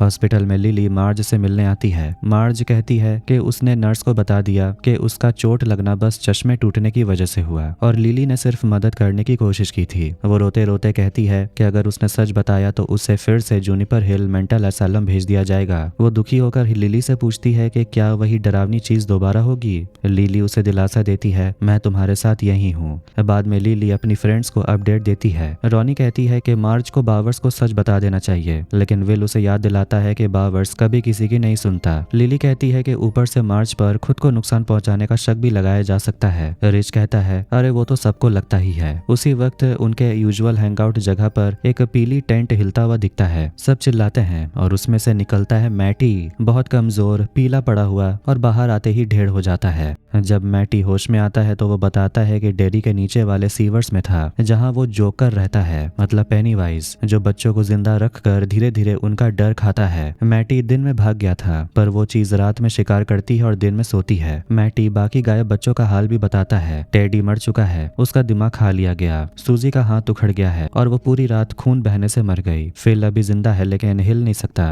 रॉनी कहती है कि मैटी को पुलिस के पास चलना चाहिए ताकि उसके पापा हैंक छूट जाएं, लेकिन मैटी डर जाता है, कहता है कि पुलिस उसे फिर से उसके पापा के पास भेज देंगे और वो अपने पापा से बहुत डरता है जो उसे हमेशा मारते हैं। वो तो दोबारा सीवर में जाना पसंद करेगा लेकिन घर नहीं। सीक्रेट ऑर्डर की मीटिंग में सब डिस्कशन करते हैं कि इस चक्र में थोड़ा कम नुकसान हुआ, 25 मिसिंग है और 7 डेथ हुए हैं। वो बताते हैं कि उस क्रिएचर की डिस्चार्ज डेरी के पानी में फैल गई है, जिससे लोग ज्यादा गुस्सैल और हिंसक हो रहे हैं, वैसा जैसे शार्लट ने नोटिस किया था। वो कहते हैं कि अब एक बड़ा खूनी हादसा होने वाला है जिसे ओमेन कहते हैं। इसके बाद 27 साल की शांति आएगी। उधर पुलिस स्टेशन में हैंक को जेल भेजने की तैयारी हो रही थी। शार्लट कुछ नहीं कर पा रही थी, बाहर भीड़ चीख रही है। फिल और सूजी के पिता गन लेकर निकल आते हैं और हैंक पर गोली चलाने की कोशिश करते हैं, पर पुलिस रोक लेती है। वो चिल्लाता है कि तू भी बुरी मौत मरेगा। इसी अफरा तफरी में शार्लट को एक पुलिस वाले का चेहरा कुछ सेकंड के लिए बेहद गुस्साई अजीब सा दिखता है। उसकी स्माइल बड़ी ही डरावनी थी, लेकिन पलक झपकते ही वो सब नॉर्मल हो जाता है। शार्लट फोन पर हैंक की लीगल मदद सेट कर रही होती है, तभी हैनलन घबराए हुए पहुंचता है और विल के बारे में पूछता है। वो शार्लट से कहता है कि उसे एक ऐसी बात पर भरोसा करना होगा जो पहली बार सुनने में पूरी तरह पागलपन लगेगी। उधर रोज अचानक बेस पर पहुंच जाती है और अपने भांजे डैनियल से मिलने की मांग करती है। शॉ उसे बताता है कि 5 साल पहले डिफेंस डिपार्टमेंट ने उसे एक खास दवा दी थी जिससे उसकी डेरी वाली सारी यादें वापस आ गई। वो गर्मी का वो पूरा समय रोज के साथ बिताया हुआ सब कुछ, लेकिन अब वो गलू को एक तरह का हथियार मानता है जिससे कि अमेरिका को बचाया जा सकता है। रोज ये सुनकर हैरान रह जाती है। वो शॉ से पूछती है, क्या तुम्हें सच में लगता है कि तुम उस चीज को काबू कर लोगे? अगर तुम्हें वाकई याद होता कि हमने किस डर का सामना किया था तो तुम ऐसा कभी नहीं सोचते। शॉ बताता है कि डैनियल के वजह से अब उन्हें पिलर्स की लोकेशन मिल गई है। रोज समझ जाती है कि ये कितना बड़ा धोखा है। वो उसकी मदद मांगती है इस क्रिएचर को रोकने में, लेकिन शॉ साफ मना कर देता है। रोज कहती है कि कम से कम डैनियल को तैयार होने दो। फिर रोज एक सेफ खोलती है और उसमें वही स्टार का टुकड़ा निकालती है। शॉ उसे जाने देता है। डैनियल बेहद परेशान है। वो रोज को बताता है कि कैसे उसके दिमाग में घुसपैठ की गई। वो ये भी बताता है कि उसने वो फ्रैगमेंट मिलिट्री को दे दिया, ये सोचकर के वो इसका सही इस्तेमाल करेंगे। रोज उसे शांत करती है। फ्रैगमेंट मतलब कि वो टुकड़ा ले लेती है और उसे गले लगाती है और धीरे से उसके कान में कहती है, इसे अपने पास रखोगे तो तुम सुरक्षित रहोगे। उधर हैनलन अपने परिवार को बेस ले आता है, विल को समझाते हुए कि यहाँ शहर के मुकाबले कई ज्यादा सुरक्षित रहेंगे। विल अपने दोस्तों की चिंता चिंता करता है, लेकिन हैनलन कहता है मिशन खत्म होते ही वो उनसे मिल सकता है। शार्लट टीवी पर देखती है कि हैंक को ले जा रही जेल बस रूट 9 पर क्रैश हो गई है और हैंक शायद भाग गया है। साथ ही खबर आती है कि नील बोल्ट स्ट्रीट को गैस लीक के बहाने सील कर दिया गया है। लिली इंग्रिड से मिलने जाती और बताती है कि मैटी जिंदा है और फिल अभी भी सीवर में है, लेकिन मैटी पुलिस के पास नहीं जाना चाहता। इंग्रिड उसे वार्निंग देती है कि सीवर में उतरना सीधे मौत को दावत देना है। वो लिली से वादा करवाती है कि वो वहां नहीं जाएगी। लिली हाँ तो बोल देती है, लेकिन उसके चेहरे पर साफ था कि वो पक्का जाने वाली है। हाइड आउट में रॉनी अपने पापा के ट्रांसफर से बुरी तरह गुस्से में थी। तभी मार्ज भी आ जाती है और वो भी मदद करना चाहती है, लेकिन रॉनी कहती है कि मुझे पैटी की दोस्तों पर भरोसा नहीं। मार्ज कहती है कि अब मैं पैटी की दोस्त नहीं हूँ। लिली बीच में आती और बताती है कि मार्ज के साथ भी हमला हुआ। फिर लिली एक प्लान बनाती है। मैटी पुलिस के पास नहीं जाना चाहता, ठीक है, लेकिन फिल जिंदा है और अगर वो गवाही देते तो हैंक बच सकता है, इसलिए हमें नीचे जाकर फिल को बाहर निकालना ही पड़ेगा। सब सहमत हो जाते हैं कि अब उन्हें सीवर में जाना ही पड़ेगा। मैटी और रिच डरते हैं, लेकिन लिली माँ की दवाइयाँ निकाल कर कहती है ये गोलियां हमें बचाएंगी। वो चीज डर को खाती है, अगर हम डरेंगे नहीं तो वो हम पर हाथ भी नहीं डाल पाएगा। फिर लिली अपने पापा की लाइन सुनाती है, जिंदगी में दो तरह के लोग होते हैं, एंकर और लाइफ बोट। या तो वो तुम्हें डुबोते हैं या तुम तैरते रहते हो। ये सुनकर मार्ज और रॉनी कहते हैं कि वो लाइफ बोट बनेंगी और जाने को तैयार होते हैं। रिच और मैडी अभी भी हिचकिचा रहे होते हैं। तभी विल अंदर आता है और पूछता है मैंने कुछ मिस कर दिया क्या? फुलर अपने सोल्जर्स को समझाता है कि 13 पिलर्स पुराने समय की चीजें हैं जो नील बोल्ट स्ट्रीट के नीचे वाले पुराने कॉलोनियल वेल के आसपास डूबी हुई हैं। वहां पहुंचने का रास्ता सीवर से ही जाता है। वो सबको चेतावनी देता है हम दुश्मन के इलाके में जा रहे हैं, जो भी चीज दिमाग की समझ से बाहर लगे बिना सोचे समझे गोली मार देना। दुश्मन तुम्हारे डर का इस्तेमाल करेगा। टीम फुलर और हैनलन की लीड में सीवर में उतरती है। साथ में टैनियल और डिक भी होते हैं। पानी में उतरते ही डिक को अपनी दादी की आवाज सुनाई देने लगती है और अचानक वो एक भयानक विजन में फंस जाता है। उसका मरा हुआ दादा बंदूक लेकर खड़ा होता और कह रहा होता है समय हो गया है। इधर बाकी सोल्जर्स डिक को ढूंढ रहे होते हैं कि तभी एक घिनौना अंकल सैम जैसे राक्षस द्वारा 2 सैनिक पल भर में मारे जाते हैं। टैनियल डर कर भागता है और उसी दौरान उसकी हाथ से एक स्टार फ्रेगमेंट पानी में गिर जाता है। बच्चे सीवर में आते हैं। लिली सबको अपनी माँ की गोलियां दे देती है। सबको चक्कर जैसा महसूस होता है। दिमाग सुन्न सा लगने लगता है। बस मैटी पर इसका असर नहीं होता। डिक के माइंड विजन में दादा का रूप उस पर चिल्लाता है कि वो उससे चीजें छुपाता है और एक अजीब सी बॉक्स खोलने के लिए मजबूर करता है। कहता है कि ये मुझे तुम्हारी रूह के गटर में मिली थी। दादी चिल्लाती है बॉक्स मत खोलना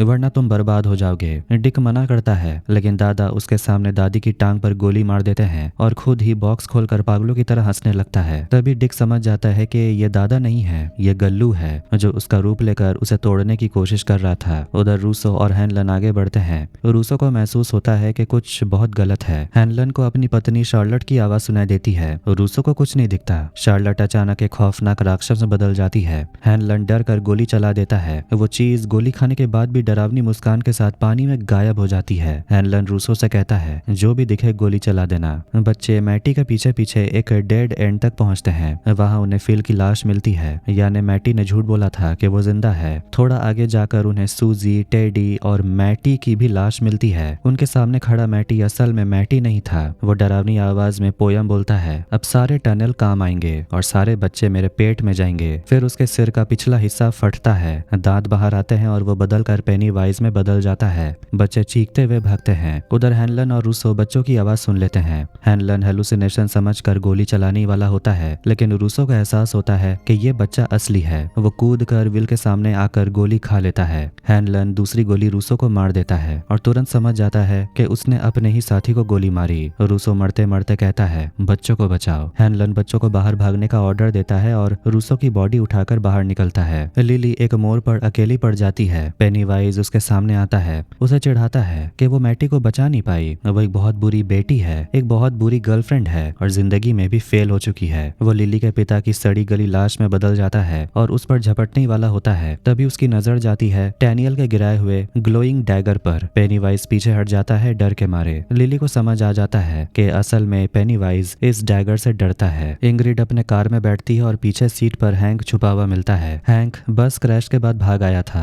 इंग्रिड उसे जंगल ले जाती है। दोनों एक दूसरे को किस करते हैं। पता चलता है कि हैंक का जिस वाइट औरत के साथ अफेयर था वो इंग्रिड थी। हैंक बताता है कि बस पर किसी चीज ने हमला किया था। इंग्रिड बोलती है कि वो उसके घर पर जाकर छुप सकते हैं, लेकिन हैंक मना कर देता है क्योंकि ये बहुत रिस्की है। वो कहता है कि उसके पास कोई है जो उसकी मदद कर सकता है। बाद में इंग्रिड बेस पर शार्लोट से मिलने आती और कहती है हमारा एक म्यूचुअल फ्रेंड है। हैनलन रूसो की मौत का बयान देता है और कहता है कि गलती उन लोगों की है जिन्होंने गलत रास्ते पर भेजा। शॉ बताता है कि डिक अभी तक लौटा नहीं। कुछ देर बाद डिक सीवर से बाहर आता है, पूरी तरह हिला हुआ। अचानक उसे कोई दिखता है। वो मुड़ता है। वो रूसो का भूत है। उसकी आंखें बिल्कुल सफेद, खाली और डरावनी होती है। उसी वक्त डिक के हाथ में पकड़ा बॉक्स तेज रोशनी से चमकने लगता है।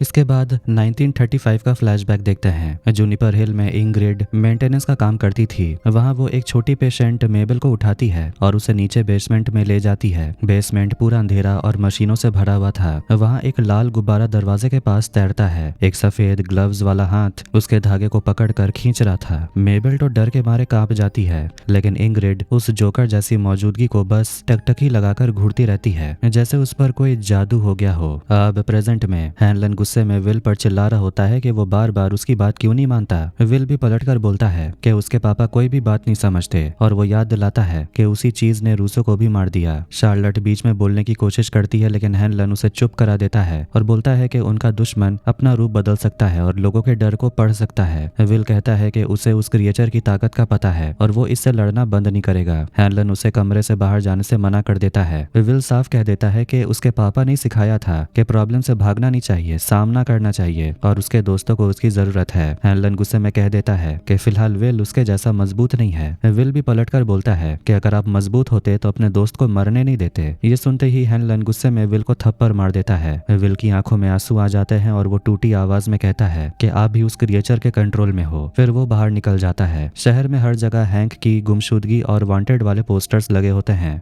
उधर टावर वाले ठिकाने पर लिली सबको चमकता हुआ डैगर दिखाती है जो उसे मिल गया था। वो कहती है कि क्रिएचर इससे डरता है और उन्हें वापस सीवर में जाकर उसे खत्म करना चाहिए। रॉनी गुस्से में फट पड़ती और कहती है कि तुम पागल हो जो हमें वापस उस जगह जाने को बोल रही हो, हम लगभग मर ही गए थे कल। लिली दुखी होकर पूछती है क्या रॉनी को लगता है कि वो ये सब चाहती थी, और वो याद दिलाती है कि सिनेमा में उसने उस क्रिएचर को देखा और इसीलिए वो बस मदद करना चाहती और उस क्रिएचर को खत्म करना चाहती है। रॉनी गुस्से में चिल्लाती है कि अगर वो लिली के घर नहीं गई होती तो आज सब जिंदा होते हैं और उसके पिता भी इस हालत में नहीं आते। रिच बीच में आकर बोलता है, उन्हें शांत करने की कोशिश करता है, कहता है कि तुम समझ नहीं रहे, यही तो क्रिएचर चाहता है कि हम लोग एक दूसरे की दुश्मन बन जाएं। लेकिन रॉनी दर्द में चिल्ला देती है कि लिली को मेंटल हॉस्पिटल में ही रहना चाहिए था। ये सुनकर लिली अंदर से टूट जाती है। डिक अपने हैंगआउट पर वापस आता है और वो अजीब बिहेव कर रहा था, पानी की कोई इमेजिनरी लीकेज देख रहा था। तभी उसे पता चलता है कि उसके यारों ने हैंक को वहीं छुपाया था। वो बताते हैं कि ये सब शार्लट की प्लानिंग है ताकि हैंक इस इलाके से निकल सके।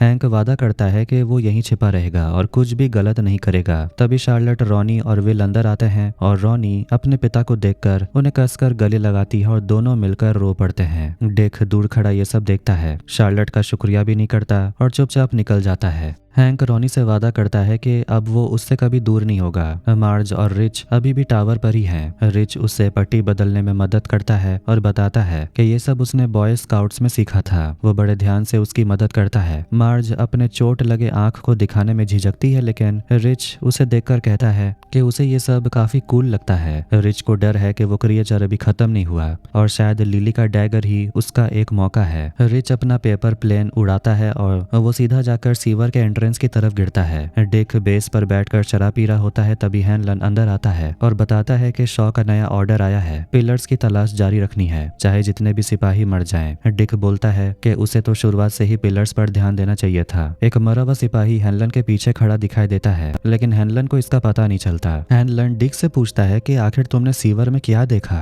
डिक आखिर मान लेता है कि उसकी जो साइकिक गिफ्ट है उसी के वजह से वो मरे हुए लोगों को देख पाता है। अपने बचपन में उसकी दादी ने उसे सिखाया सिखाया था कि दिमाग में एक इमेजिनरी बॉक्स बना ले जिसमें वो इन सब मरे हुए लोगों को बंद करके रखे ताकि दिमाग शांत रहे। ये तरीका सालों तक काम करता रहा, लेकिन तभी उस क्रिएचर ने उसकी सोच में जबरदस्ती घुसकर उस बॉक्स को फाड़ दिया और सब कुछ बाहर आ गया। हेलन पूछता है क्या वो अभी भी मरे हुए लोगों को देख सकता है। डिक बताता है कि मरे हुए लोग वहीं खींचे चले जाते हैं जहां उनकी मौत हुई थी और रूसो और बाकी सबको शायद वहीं उनका क्रिएटर मिल गया हो। वो हेलन को वार्निंग देता है कि अगर वो उन मरे हुए लोगों से बात करेगा तो उनकी आवाजें जिन्हें जिंदा लोगों को कभी सुनना नहीं चाहिए, ये आवाजें कभी नहीं रुकेंगी। हेलन फिर पूछता है क्या मरे हुए लोग हमें वो चीज ढूंढने में मदद कर सकते हैं जिसकी हम तलाश कर रहे हैं। ये सुनकर डिक भड़क जाता है और उसे यहाँ से निकाल देता है। हेलन गुस्से में कहता है कि अगर वो उसकी बात नहीं मानेगा तो उसे हथकड़ी पहनाकर बाहर फेंकवा देगा। हेलन अपने कमरे में लौटता है जहाँ शार्लेट उसे बताती है कि विल अभी भी अपने दोस्तों के साथ है क्योंकि वही लोग हैं जिन पर वो भरोसा करता है। शार्लेट साफ उसे कह देती है कि हेलन ने विल को थप्पड़ मारकर बहुत बड़ी गलती की।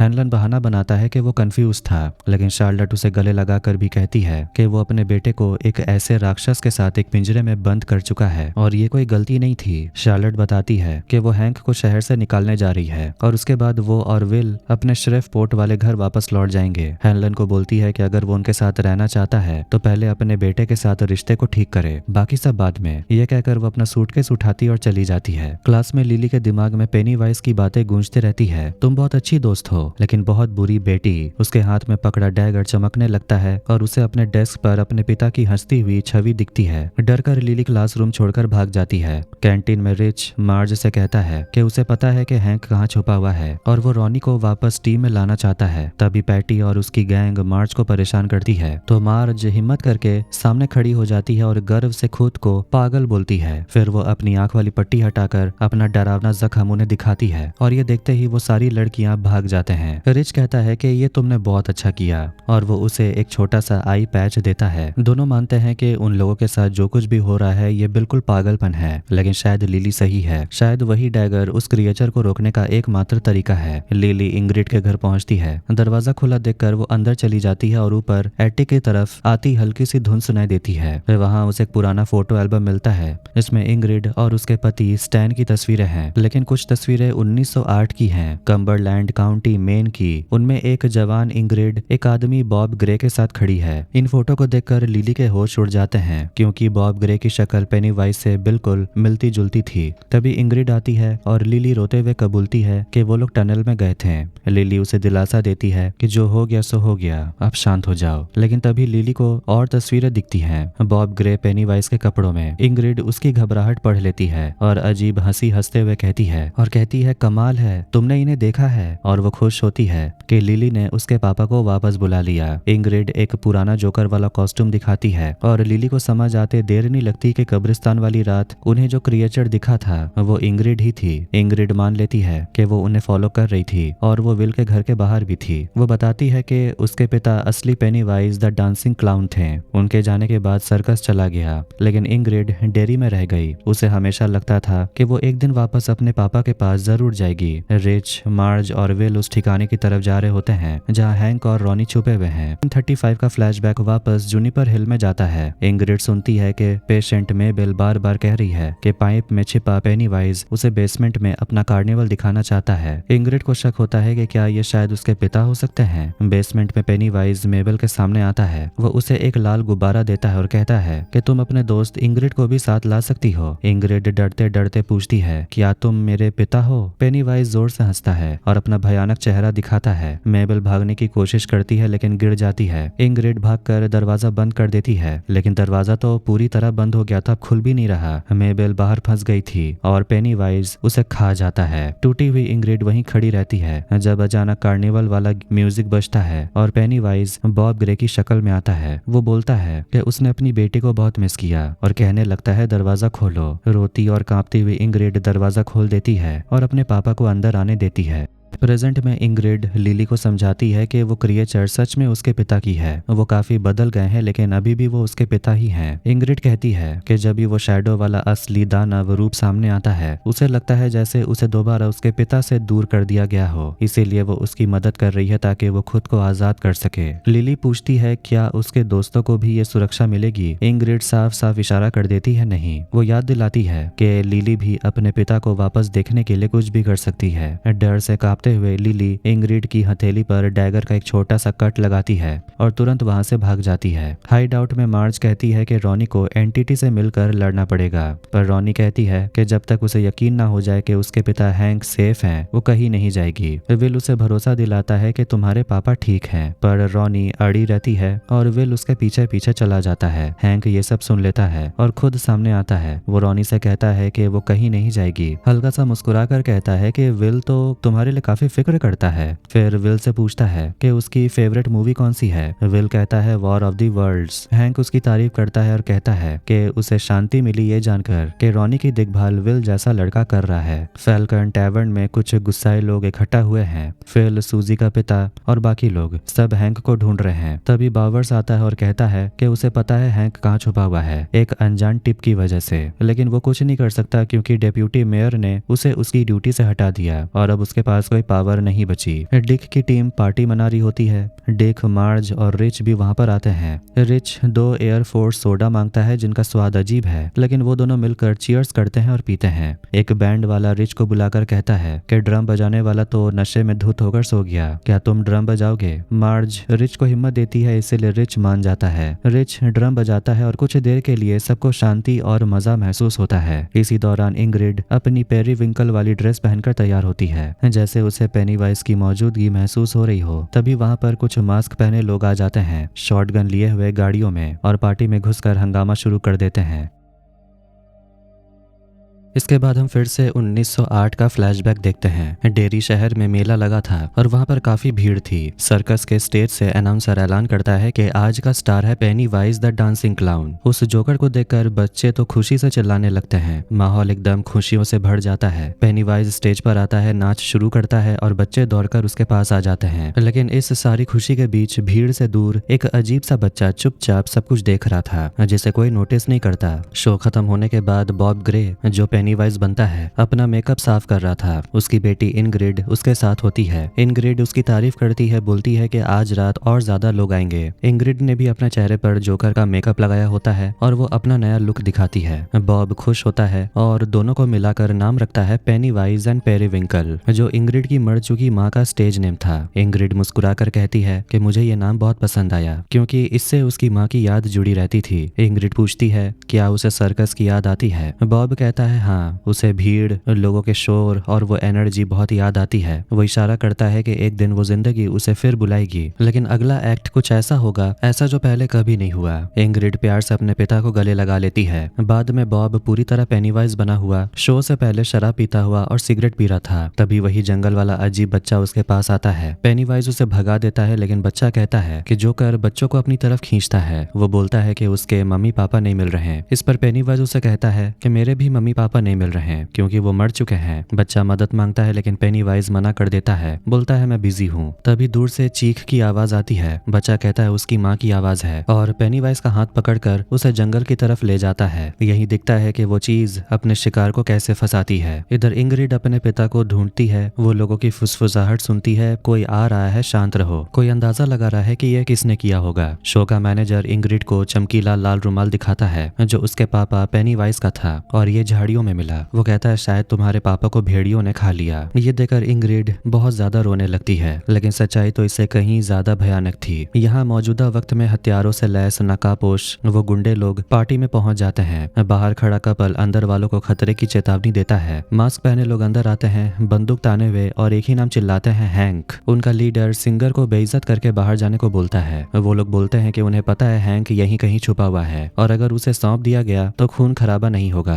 डिक आगे आगे आता है और कहता है यहाँ कोई हैंक नहीं है, ये जगह मिलिट्री वालों के लिए रिजर्व है। लेकिन नकाबपोश लोग बोलते हैं कि वो लोग खुद ढूंढ लेंगे। सबको बचाने के लिए हैंक खुद सामने आ जाता है। उसकी बेटी रोनी रोते हुए उसे रोकने की कोशिश करती है। हैंक सबसे रिक्वेस्ट करता है। तभी कुछ मिलिट्री वाले अंदर आते हैं और अपनी ऑफिशियल गन नकाबपोशों पर तान देते हैं। गुंडे हाथ ऊपर कर लेते हैं और बाहर निकल जाते हैं। लगता है मामला शांत हो गया, मगर बाहर जाते ही वो दरवाजे बंद कर देते हैं और मोलोटोव कॉकटेल्स फेंकते हैं और खिड़कियों से गोलियां चलाने लगते हैं। अंदर अफरा तफरी मच जाती है, आग फैलने लगती है। धुएं के वजह से कुछ दिखता नहीं। लोग चीखते हुए बाहर निकलने की कोशिश करते हैं, लेकिन रास्ते भी बंद हैं। कई लोग गोलियों का शिकार हो जाते हैं। रोनी धुएं में हैंक को ढूंढती है। मार्ज का हाथ जलने लगता है। इसी नरक जैसे माहौल में डिक को अजीब सा विजन आता है। वो आग के बीच मरे हुए लोगों को चलते हुए देखता है, एक सैनिक की आत्मा भी। डिक को याद आता है कि फ्रिज के नीचे पानी की लीकेज से फर्श सड़ चुका था। वो एक आदमी की मदद से फ्रिज हटाता है। वो आदमी तुरंत गोली से मर जाता है और फर्श तोड़ देता है। तभी रोनी की चीख सुनाई देती है। डिक ऊपर देखता है और आग के बीच सेस्की की आत्मा उसे दिखती है, वही योद्धा जिसने सदियों पहले उस एंटिटी का शिकार किया था।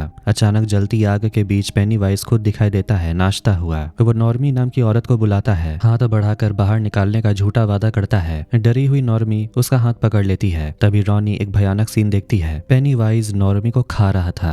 वो रोनी की तरफ देखता है और मजाक में कहता है, क्या देख रही हो, और जोर जोर से हंसने लगता है। रोनी डर कर भागती है। डिक उसे ढूंढ लेता है, शांत करता है और वादा करता है वो उसे बचाएगा। तभी उसे पेनीवाइज की मौजूदगी महसूस होती है। पेनीवाइज उसे हे डिकी कहकर चिढ़ाता है। पीछे जले हुए बिना सिर वाले मरे हुए लोग खड़े दिखते हैं। डिक सेस्की से रिक्वेस्ट करता है कि उसे बच्चों तक पहुंचने का रास्ता दिखाए। बाहर नकाबपोश लोग भागने की तैयारी में हैं। उन्हें लगता है कोई जिंदा नहीं बचा होगा। वहाँ क्लिंट बावर्स घबराया हुआ है, लेकिन एक आदमी बोलता है जब तक हैंक की मौत पक्की ना हो जाए वो लोग नहीं जाएंगे। सेस्की की मदद से डिक बच्चों तक पहुंचता है, लेकिन तभी छत गिर जाती है। हैंक, रोनी और विल किसी तरह लड़ते झगड़ते बाहर निकलते हैं और बच जाते हैं। उधर रिच मार्ज से कहता है कि एक फ्रिज में घुस जाओ, यही एक रास्ता है। मार्ज कहती है ये जगह बहुत छोटी है, लेकिन रिक उसे जबरदस्ती अंदर बंद कर देता है। दोनों जानते हैं कि दोनों तो बच नहीं सकते। भारी दिल से रिच फ्रिज का दरवाजा बंद कर देता है। मार्ज रोते हुए बाहर निकलने को बोलती है, लेकिन रिच मना करता है। वो उसे शूरवीरों की कहानी याद दिलाता है जो लड़कियों की रक्षा करते हैं। फिर वो स्कूल का एक किस्सा सुनाता है और बताता है कि स्कूल के पहले दिन उसने मार्ज को देखा था और देखते ही उसे प्यार हो गया था। रोते रोते मार्ज भी कहती है वो भी रिच से प्यार करने लगी है। रिच भी कहता है मैं भी तुमसे प्यार करता हूँ। जलती हुई बिल्डिंग के बाहर स्टैन की कार स्टार्ट नहीं होती और वो वहीं फंस जाता है। वो बोनट खोलकर देख ही रहा होता है कि अचानक पेरीविंकल यानी कि इंग्रिड सामने आती है। स्टैन उसे देखकर चौंक जाता है। उसका अजीब सा जोकर वाला गेटअप देखकर गुस्से में बोलता है यहाँ से चली जाओ। पेरीविंकल आराम से उसे हेलो बोलती और कहती है ये कॉस्ट्यूम उसकी असली पहचान है। स्टैन गुस्से में उसे धमकाता है। तभी वो धीरे से फुसफुसाती है हे डैडी। स्टैन पलटता है और पीछे पेनीवाइज आ जाता है, हाथ में बड़ा सा चाकू लिए। बिना रुके वो स्टैन को काट डालता है और बेरहमी से मार डालता है। पेरीविंकल चुपचाप सब देखते रहती है। पेनीवाइज स्टैन का सिर उठाकर खाने लगता है। पेरीविंकल बताती है उसने जो कुछ भी किया सब इसीलिए किया ताकि वो अपने डैड पेनीवाइज को यहाँ बुला सके। उसे पता था कि डर और दर्द से वो वापस जरूर आएंगे। पेनीवाइज के कहने पर वो अपना जोकर वाला हॉर्न बजाती है। पेनीवाइज उसकी तारीफ करता है और कहता है कम टू डैडी, फिर उसे गले लगाता है। पेनीवाइज कहता है वो सोने जा रहा है लेकिन वापस जरूर आएगा। इंग्रिड उसे रोकने की कोशिश करती है, गिड़गिड़ाती है मुझे छोड़कर मत जाओ। तभी पेनीवाइज की डरावनी मुस्कान देखकर इंग्रिड को जल्द समझ आ जाता है कि ये उसके पिता नहीं है। किसी का सिर खाते हुए उसे कुछ समझ नहीं आया। खैर वो रोते हुए पूछती है वो आखिर है कौन। पेनीवाइज कहता है मैं तो पेनीवाइज हूँ, तुम्हारा डांसिंग डैडी। वो मान लेता है कि उसने बहुत पहले इंग्रिड के पिता को खा लिया, लेकिन कहता है कि बॉब अभी भी उसके अंदर जिंदा है। ये बोलकर वो हंसने लगता है। इंग्रिड डर के मारे कांपने लगती है और अपना कॉस्ट्यूम उतारने लगती है। पेनीवाइज तुरंत अपना मुंह खोल देता है और अंदर उसे चमकती लाइटें दिखती हैं और इन्हीं डेड लाइट्स के वजह से वो लोगों को कंट्रोल करता है। फायरमैन अंदर जाकर मार्ज को फ्रिज के अंदर जिंदा ढूंढ लेते हैं। जैसी वो बाहर आती है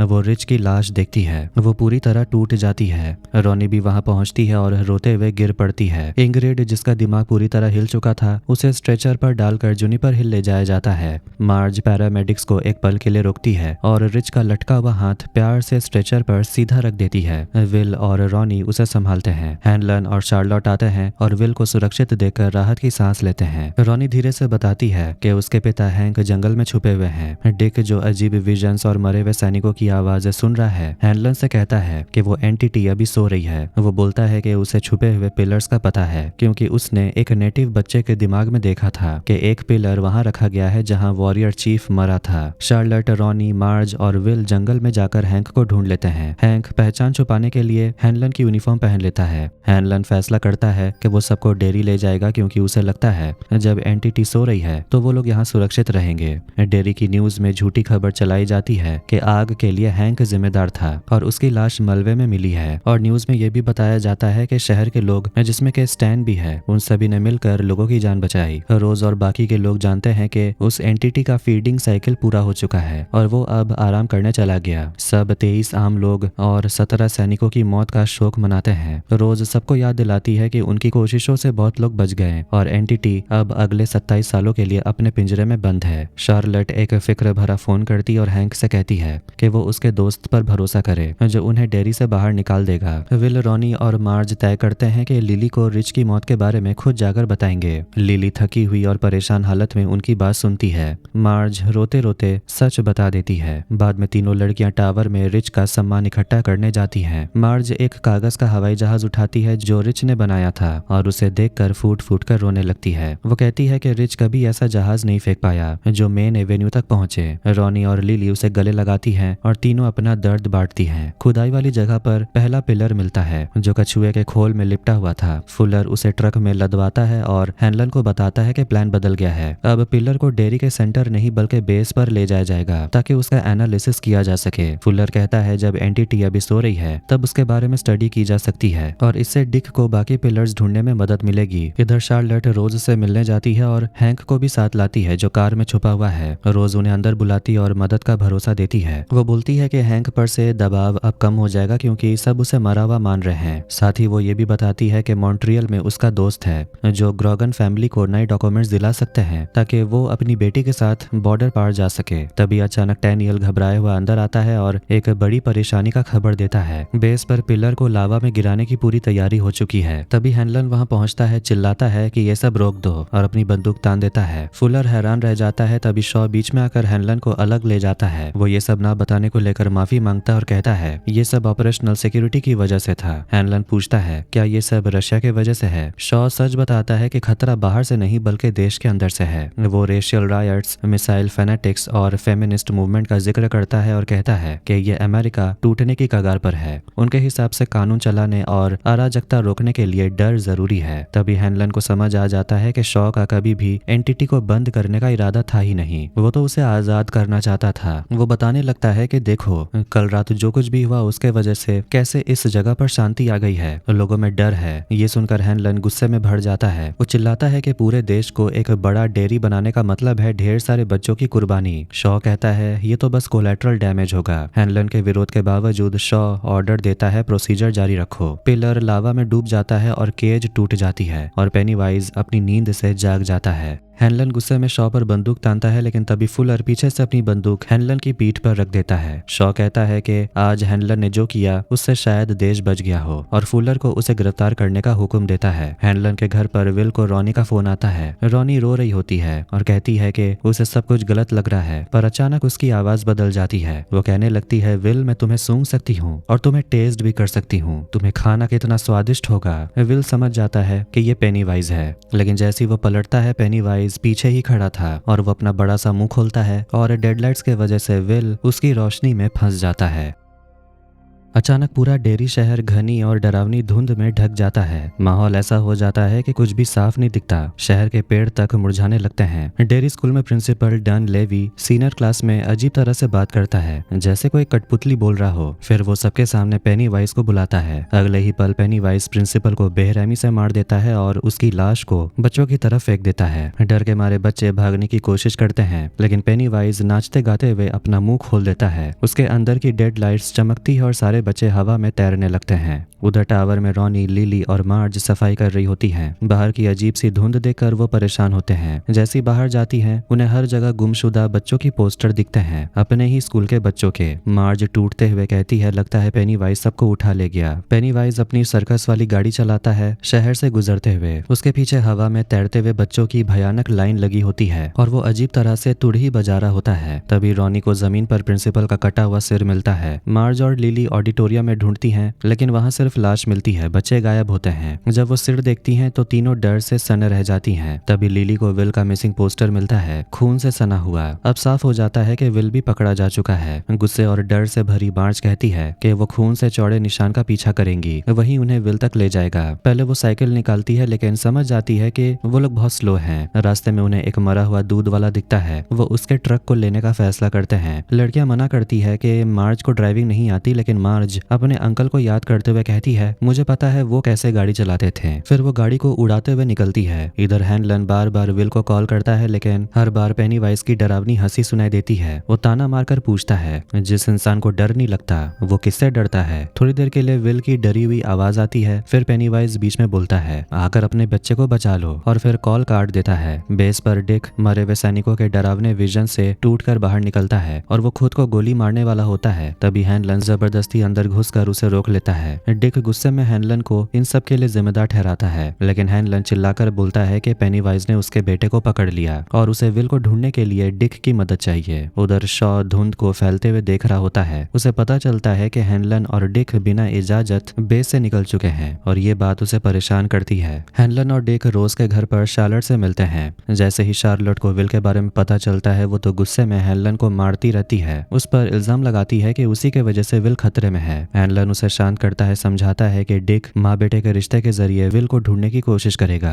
रोज चेतावनी देती है कि सिर्फ ढूंढ लेना काफी नहीं होगा। हैनलन के पक्के इरादे को देखकर रोज आखिरी उम्मीद बताती है, जो है डैगर। वो कहती है कि डिक इस आखिरी आर्टिफैक्ट को ढूंढ सकता है। ये डैगर टूटे हुए पिलर की जगह लेगा और केज को दोबारा बंद कर सकता है, इससे पहले कि पेनीवाइज अपनी पूरी ताकत हासिल कर ले। इस डैगर को नदी के दक्षिण किनारे एक पुराने सूखे देवदार पेड़ के पास दफन करना होगा। यही वो सबसे दूर की जगह है जहां इसकी ताकत बाकी पिलर से जुड़ सकती है और केज को फिर से पूरा कर सकती है। रोज साफ कहती है कि यही उनका आखिरी मौका है। डिक मरे हुए लोगों की आवाजों से पूरी तरह परेशान हो गया था। वो चिल्लाते हुए कहता है कि सब बेवकूफ हैं जो सोचते हैं कि डैगर से वो लोग उस शैतान को मार सकते हैं। रोज उसे एक चाय देती है जो कि मच्योर रूट से बनी हुई है। वो कहती है कि इससे आवाजें शांत होंगी और डिक एंटिटी की दुनिया में जा पाएगा। डिक उस चाय को पी लेता है और रोज की पूरी चेतावनी सुनने से पहले ही एक विजन में चला जाता है। डिक देखता है कि मार्ज चोरी की ट्रक चला रही है। ट्रक एक गड्ढे में उछलती है और पेड़ से टकरा जाती है। लिली के हाथ से डैगर छूट जाता है। लिली उसे उठा लेती है और मार्ज पर चिल्लाती है, उसे मत छूना। वो डैगर को अपने कपड़ों में छुपा लेती है। डिक बाकी लोगों को बताता है कि विल के दोस्त डैगर लेकर उसके पीछे जा रहे हैं। ये सुनते ही बड़े लोग डिक को ट्रक में डालते हैं जिसे डैनियल चला रहा होता है और वो लोग लड़कियों को ढूंढने निकलते हैं। रास्ते में हैंक पूछता है डैगर में इतनी ताकत क्यों है और लड़कियां सुरक्षित क्यों नहीं है। रोज समझाती है कि डैगर उसी उल्का पिंड का टुकड़ा है जिससे वो एंटिटी पैदा हुआ था। ये टुकड़ा नी बोल्ट हाउस के नीचे से निकाला गया था। डैगर घर वापस जाना चाहता है और जितना दूर जाता है उतना ज्यादा ही वो खुद को रोकता है और जिस इंसान के पास होगा वो उसके दिमाग पर भी असर डालता है। धीरे धीरे डैगर का असर लिली पर दिखने लगता है। वो रॉनी और मार्ज पर चिल्लाती है कि वो दोनों उसका इस्तेमाल कर रही हैं। वो भागकर जंगल में चली जाती है। रॉनी और मार्ज उसके पीछे दौड़ती हैं। तीनों जमीन पर गिरकर उलझ जाती हैं। रॉनी प्यार से लिली से बात करती है और उसे उसका असली रूप याद दिलाती है। लिली को एहसास होता है कि यह डैगर उसे कंट्रोल कर रहा है। फिर वो अपने दोनों दोस्तों से माफी मांगती है। मार्ज कहती है कि अब डैगर को बारी बारी से उठाएंगे।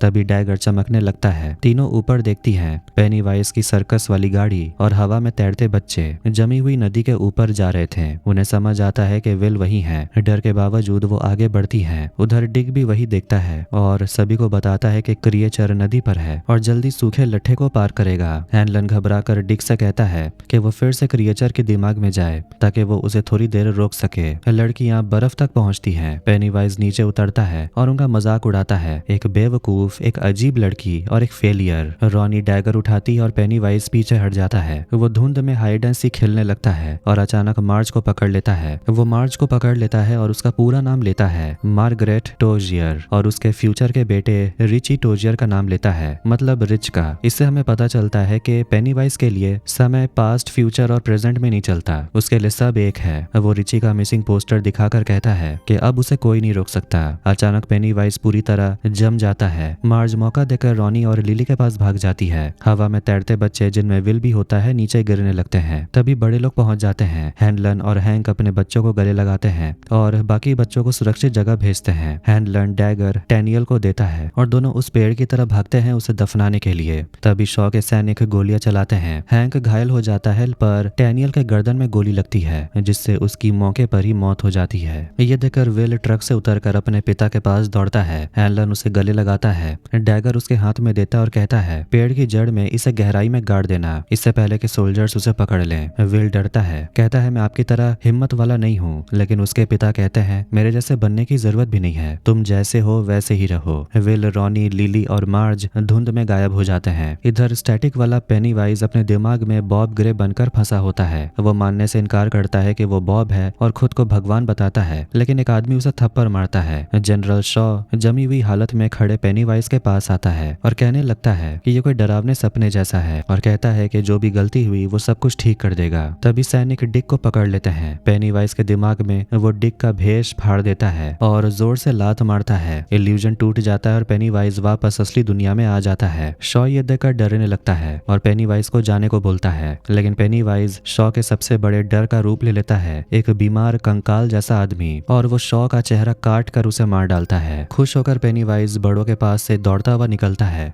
बच्चे किसी तरह डैगर को पेड़ तक ले जाने की कोशिश करते हैं, लेकिन डैगर विल को अपने घर खींचने लगता है। उधर हैनलन और बाकी बड़े सैनिकों को काबू में कर लेते हैं। हैनलन कर्नल से क्रिएचर को रोकने को बोलता है, लेकिन शॉ की मौत के बाद वो मना कर देता है। हैनलन पेनीवाइज के सिर में गोली मारता है, लेकिन वो तुरंत भड़ जाता है, वो मरता नहीं, गोलियां खत्म हो जाती हैं। पेनीवाइज बच्चों की तरफ रेंगता है, तभी एक चमत्कार होता है। डिक देखता है कि सेस्की रिच की आत्मा को बच्चों की मदद के लिए भेजता है। रिच की आत्मा के सहारे पूरी ताकत लगाकर बच्चे डैगर जमीन में गाड़ देते हैं और उसी पल रोज पेनीवाइज पर गोली चलाती है। पेनीवाइज एक विशाल चमगादड़ में बदलकर झपट्टा मारता है, लेकिन तभी डैगर से सुनहरी रोशनियां आसमान में चली जाती हैं और उसे पीछे ढकेल देती हैं। पेनीवाइज अपने अलग अलग रूप बदलता है और आखिर में अपना असली शक्ल डेड लाइट्स दिखाकर पीछे हटता है और फिर वो अगले 27 साल के लिए सोने के लिए चला जाता है। हैनलन होश में आता है और सुकून महसूस करता है कि विल सुरक्षित है। बच्चे हैरान होते हैं, बताते हुए कि उन्हें लगा जैसे एक और हाथ उनकी मदद कर रहा था। चारों मुस्कुराते हुए कहते हैं कि शायद ये जरूर रिच था। सब कुछ खत्म होने के बाद रोज डैनियल की लाश के पास बैठकर उसका शोक मनाती है। अगले दिन सब शांत हो चुके डेयरी के आसमान के नीचे दोस्त और परिवार रिच के अंतिम संस्कार के लिए इकट्ठा होते हैं। मार्ज वहाँ सबके सामने स्पीच देती है। वो कहती है कि वो रिच को सिर्फ 1 महीने से जानती थी, लेकिन 1 महीने में ही उनकी दोस्ती इतनी गहरी हो गई कि वो सभी ऐसे सिचुएशन में एक दूसरे के साथ खड़े थे और शायद जरूरत पड़े तो दोस्तों के लिए मर जाना भी गलत नहीं होता। वो मानती है कि ये सब कुछ उसे रिच ने सिखाया। वहाँ डिक भी मौजूद होता है। वो देखता है कि रिच की आत्मा उसके मम्मी पापा को गले लगा रही है। डिक उनके पास बैठकर उन्हें यकीन दिलाता है कि वो जो कंधे पर हाथ महसूस कर रहे हैं वो रिच है, वो हमेशा उनके साथ रहेगा। रिच के पिता उससे पूछते हैं आप हो कौन? डिक हल्की मुस्कान के साथ कहता है वो तो मैं भी खुद समझने की कोशिश कर रहा हूँ। बाद में मार्ज को शहर के बीचों बीच एक पेड़ पर रिच का कागज वाला हवाई जहाज फंसा मिलता है। मतलब आखिरकार रिच अपने जहाज को जहाँ उड़ाना चाहता था वो पहुंच गया। ये देखकर मार्ज के चेहरे पर खुशी आ जाती है। लिली अपने पिता के कब्र पर जाती है। वो देर से आने के लिए माफी मांगती और बताती है कि अब उसके लाइफ में बहुत अच्छे दोस्त बन गए हैं। टावर में रॉनी और विल भी लड़कियों के साथ जुड़ते हैं। सब मिलकर एक छोटा सा टोस्ट करते हैं। इधर मार्ज को पेनीवाइज की कही गई बात याद आती है कि उसका एक बेटा होगा जो अपने दोस्तों के साथ मिलकर फ्यूचर में उस जोकर को खत्म करेगा। वो सोचती है कि पेनीवाइज के लिए शायद समय सीधा नहीं है, उसके लिए पास्ट, फ्यूचर, प्रेजेंट सब एक जैसा है। इसका मतलब ये भी हो सकता है कि पेनीवाइज की मौत ही उसका जन्म है। मार्ज डर जताती है कि कहीं पेनीवाइज पुराने जमाने में जाकर उनके माता पिता पर हमला ना कर दे। लिली इस पर कहती है जो भी हो ये किसी और की लड़ाई होगी। डिक हैनलन से विदा लेता है। वो बताता है कि चाय पीने के बाद अब आवाजें बंद हो गई हैं और वो लंदन जा रहा है अपने दोस्त के साथ रहने। दोनों एक दूसरे को गले लगाते हैं। शार्लट और हैंक की माँ हैंक और रॉनी को अलविदा कहती है। दोनों अब भी भगौड़े हैं और रोज के दोस्तों के भरोसे बॉर्डर पार करके नई जगह बसाने जा रहे हैं। रोज हैनलन से मिलती है और बताती है कि उसकी रिटायरमेंट इज्जत के साथ हुई है, बस शर्त यह है कि वो चुप रहेगा। लेकिन हैनलन अब आर्मी पर भरोसा खो चुका है। रोज हैनलन और शार्लट दोनों से कहती है कि वो दोनों डेयरी की रखवाली के लिए सही इंसान हैं। वो चाहती है कि वो दोनों मिलकर ये देखें कि कोई दोबारा केज खोलने की कोशिश ना करें, क्योंकि अब और लोग आएंगे। रोज ये भी बताती है कि वो ये फार्म बेचने का सोच रही है क्योंकि डैनियल के बिना घर बहुत खाली लगता है। पहले हैनलन ऑफर मना कर देता है। वो कहता है कि उसके परिवार ने डेयरी में बहुत कुछ झेला है। विल और रॉनी उस कहावत की बात करते हैं जो डेयरी छोड़ देता है वो सब कुछ भूल जाता है। रॉनी जैसे ही विल को किस करती है हैनलन आवाज लगाता है कि चलने का वक्त हो गया। गया। शार्लट हैनलन से धीरे से कहती है कि वो रोज की ऑफर के बारे में सोच रही है। हैनलन विल से पूछता है क्या वो रुकना चाहेगा। विल कार से तुरंत उतर जाता है और बोलता है मुझे एक पेन चाहिए। आखिरकार हैनलन और शार्लट तय करते हैं कि वो रोज के फार्म खरीद लेंगे।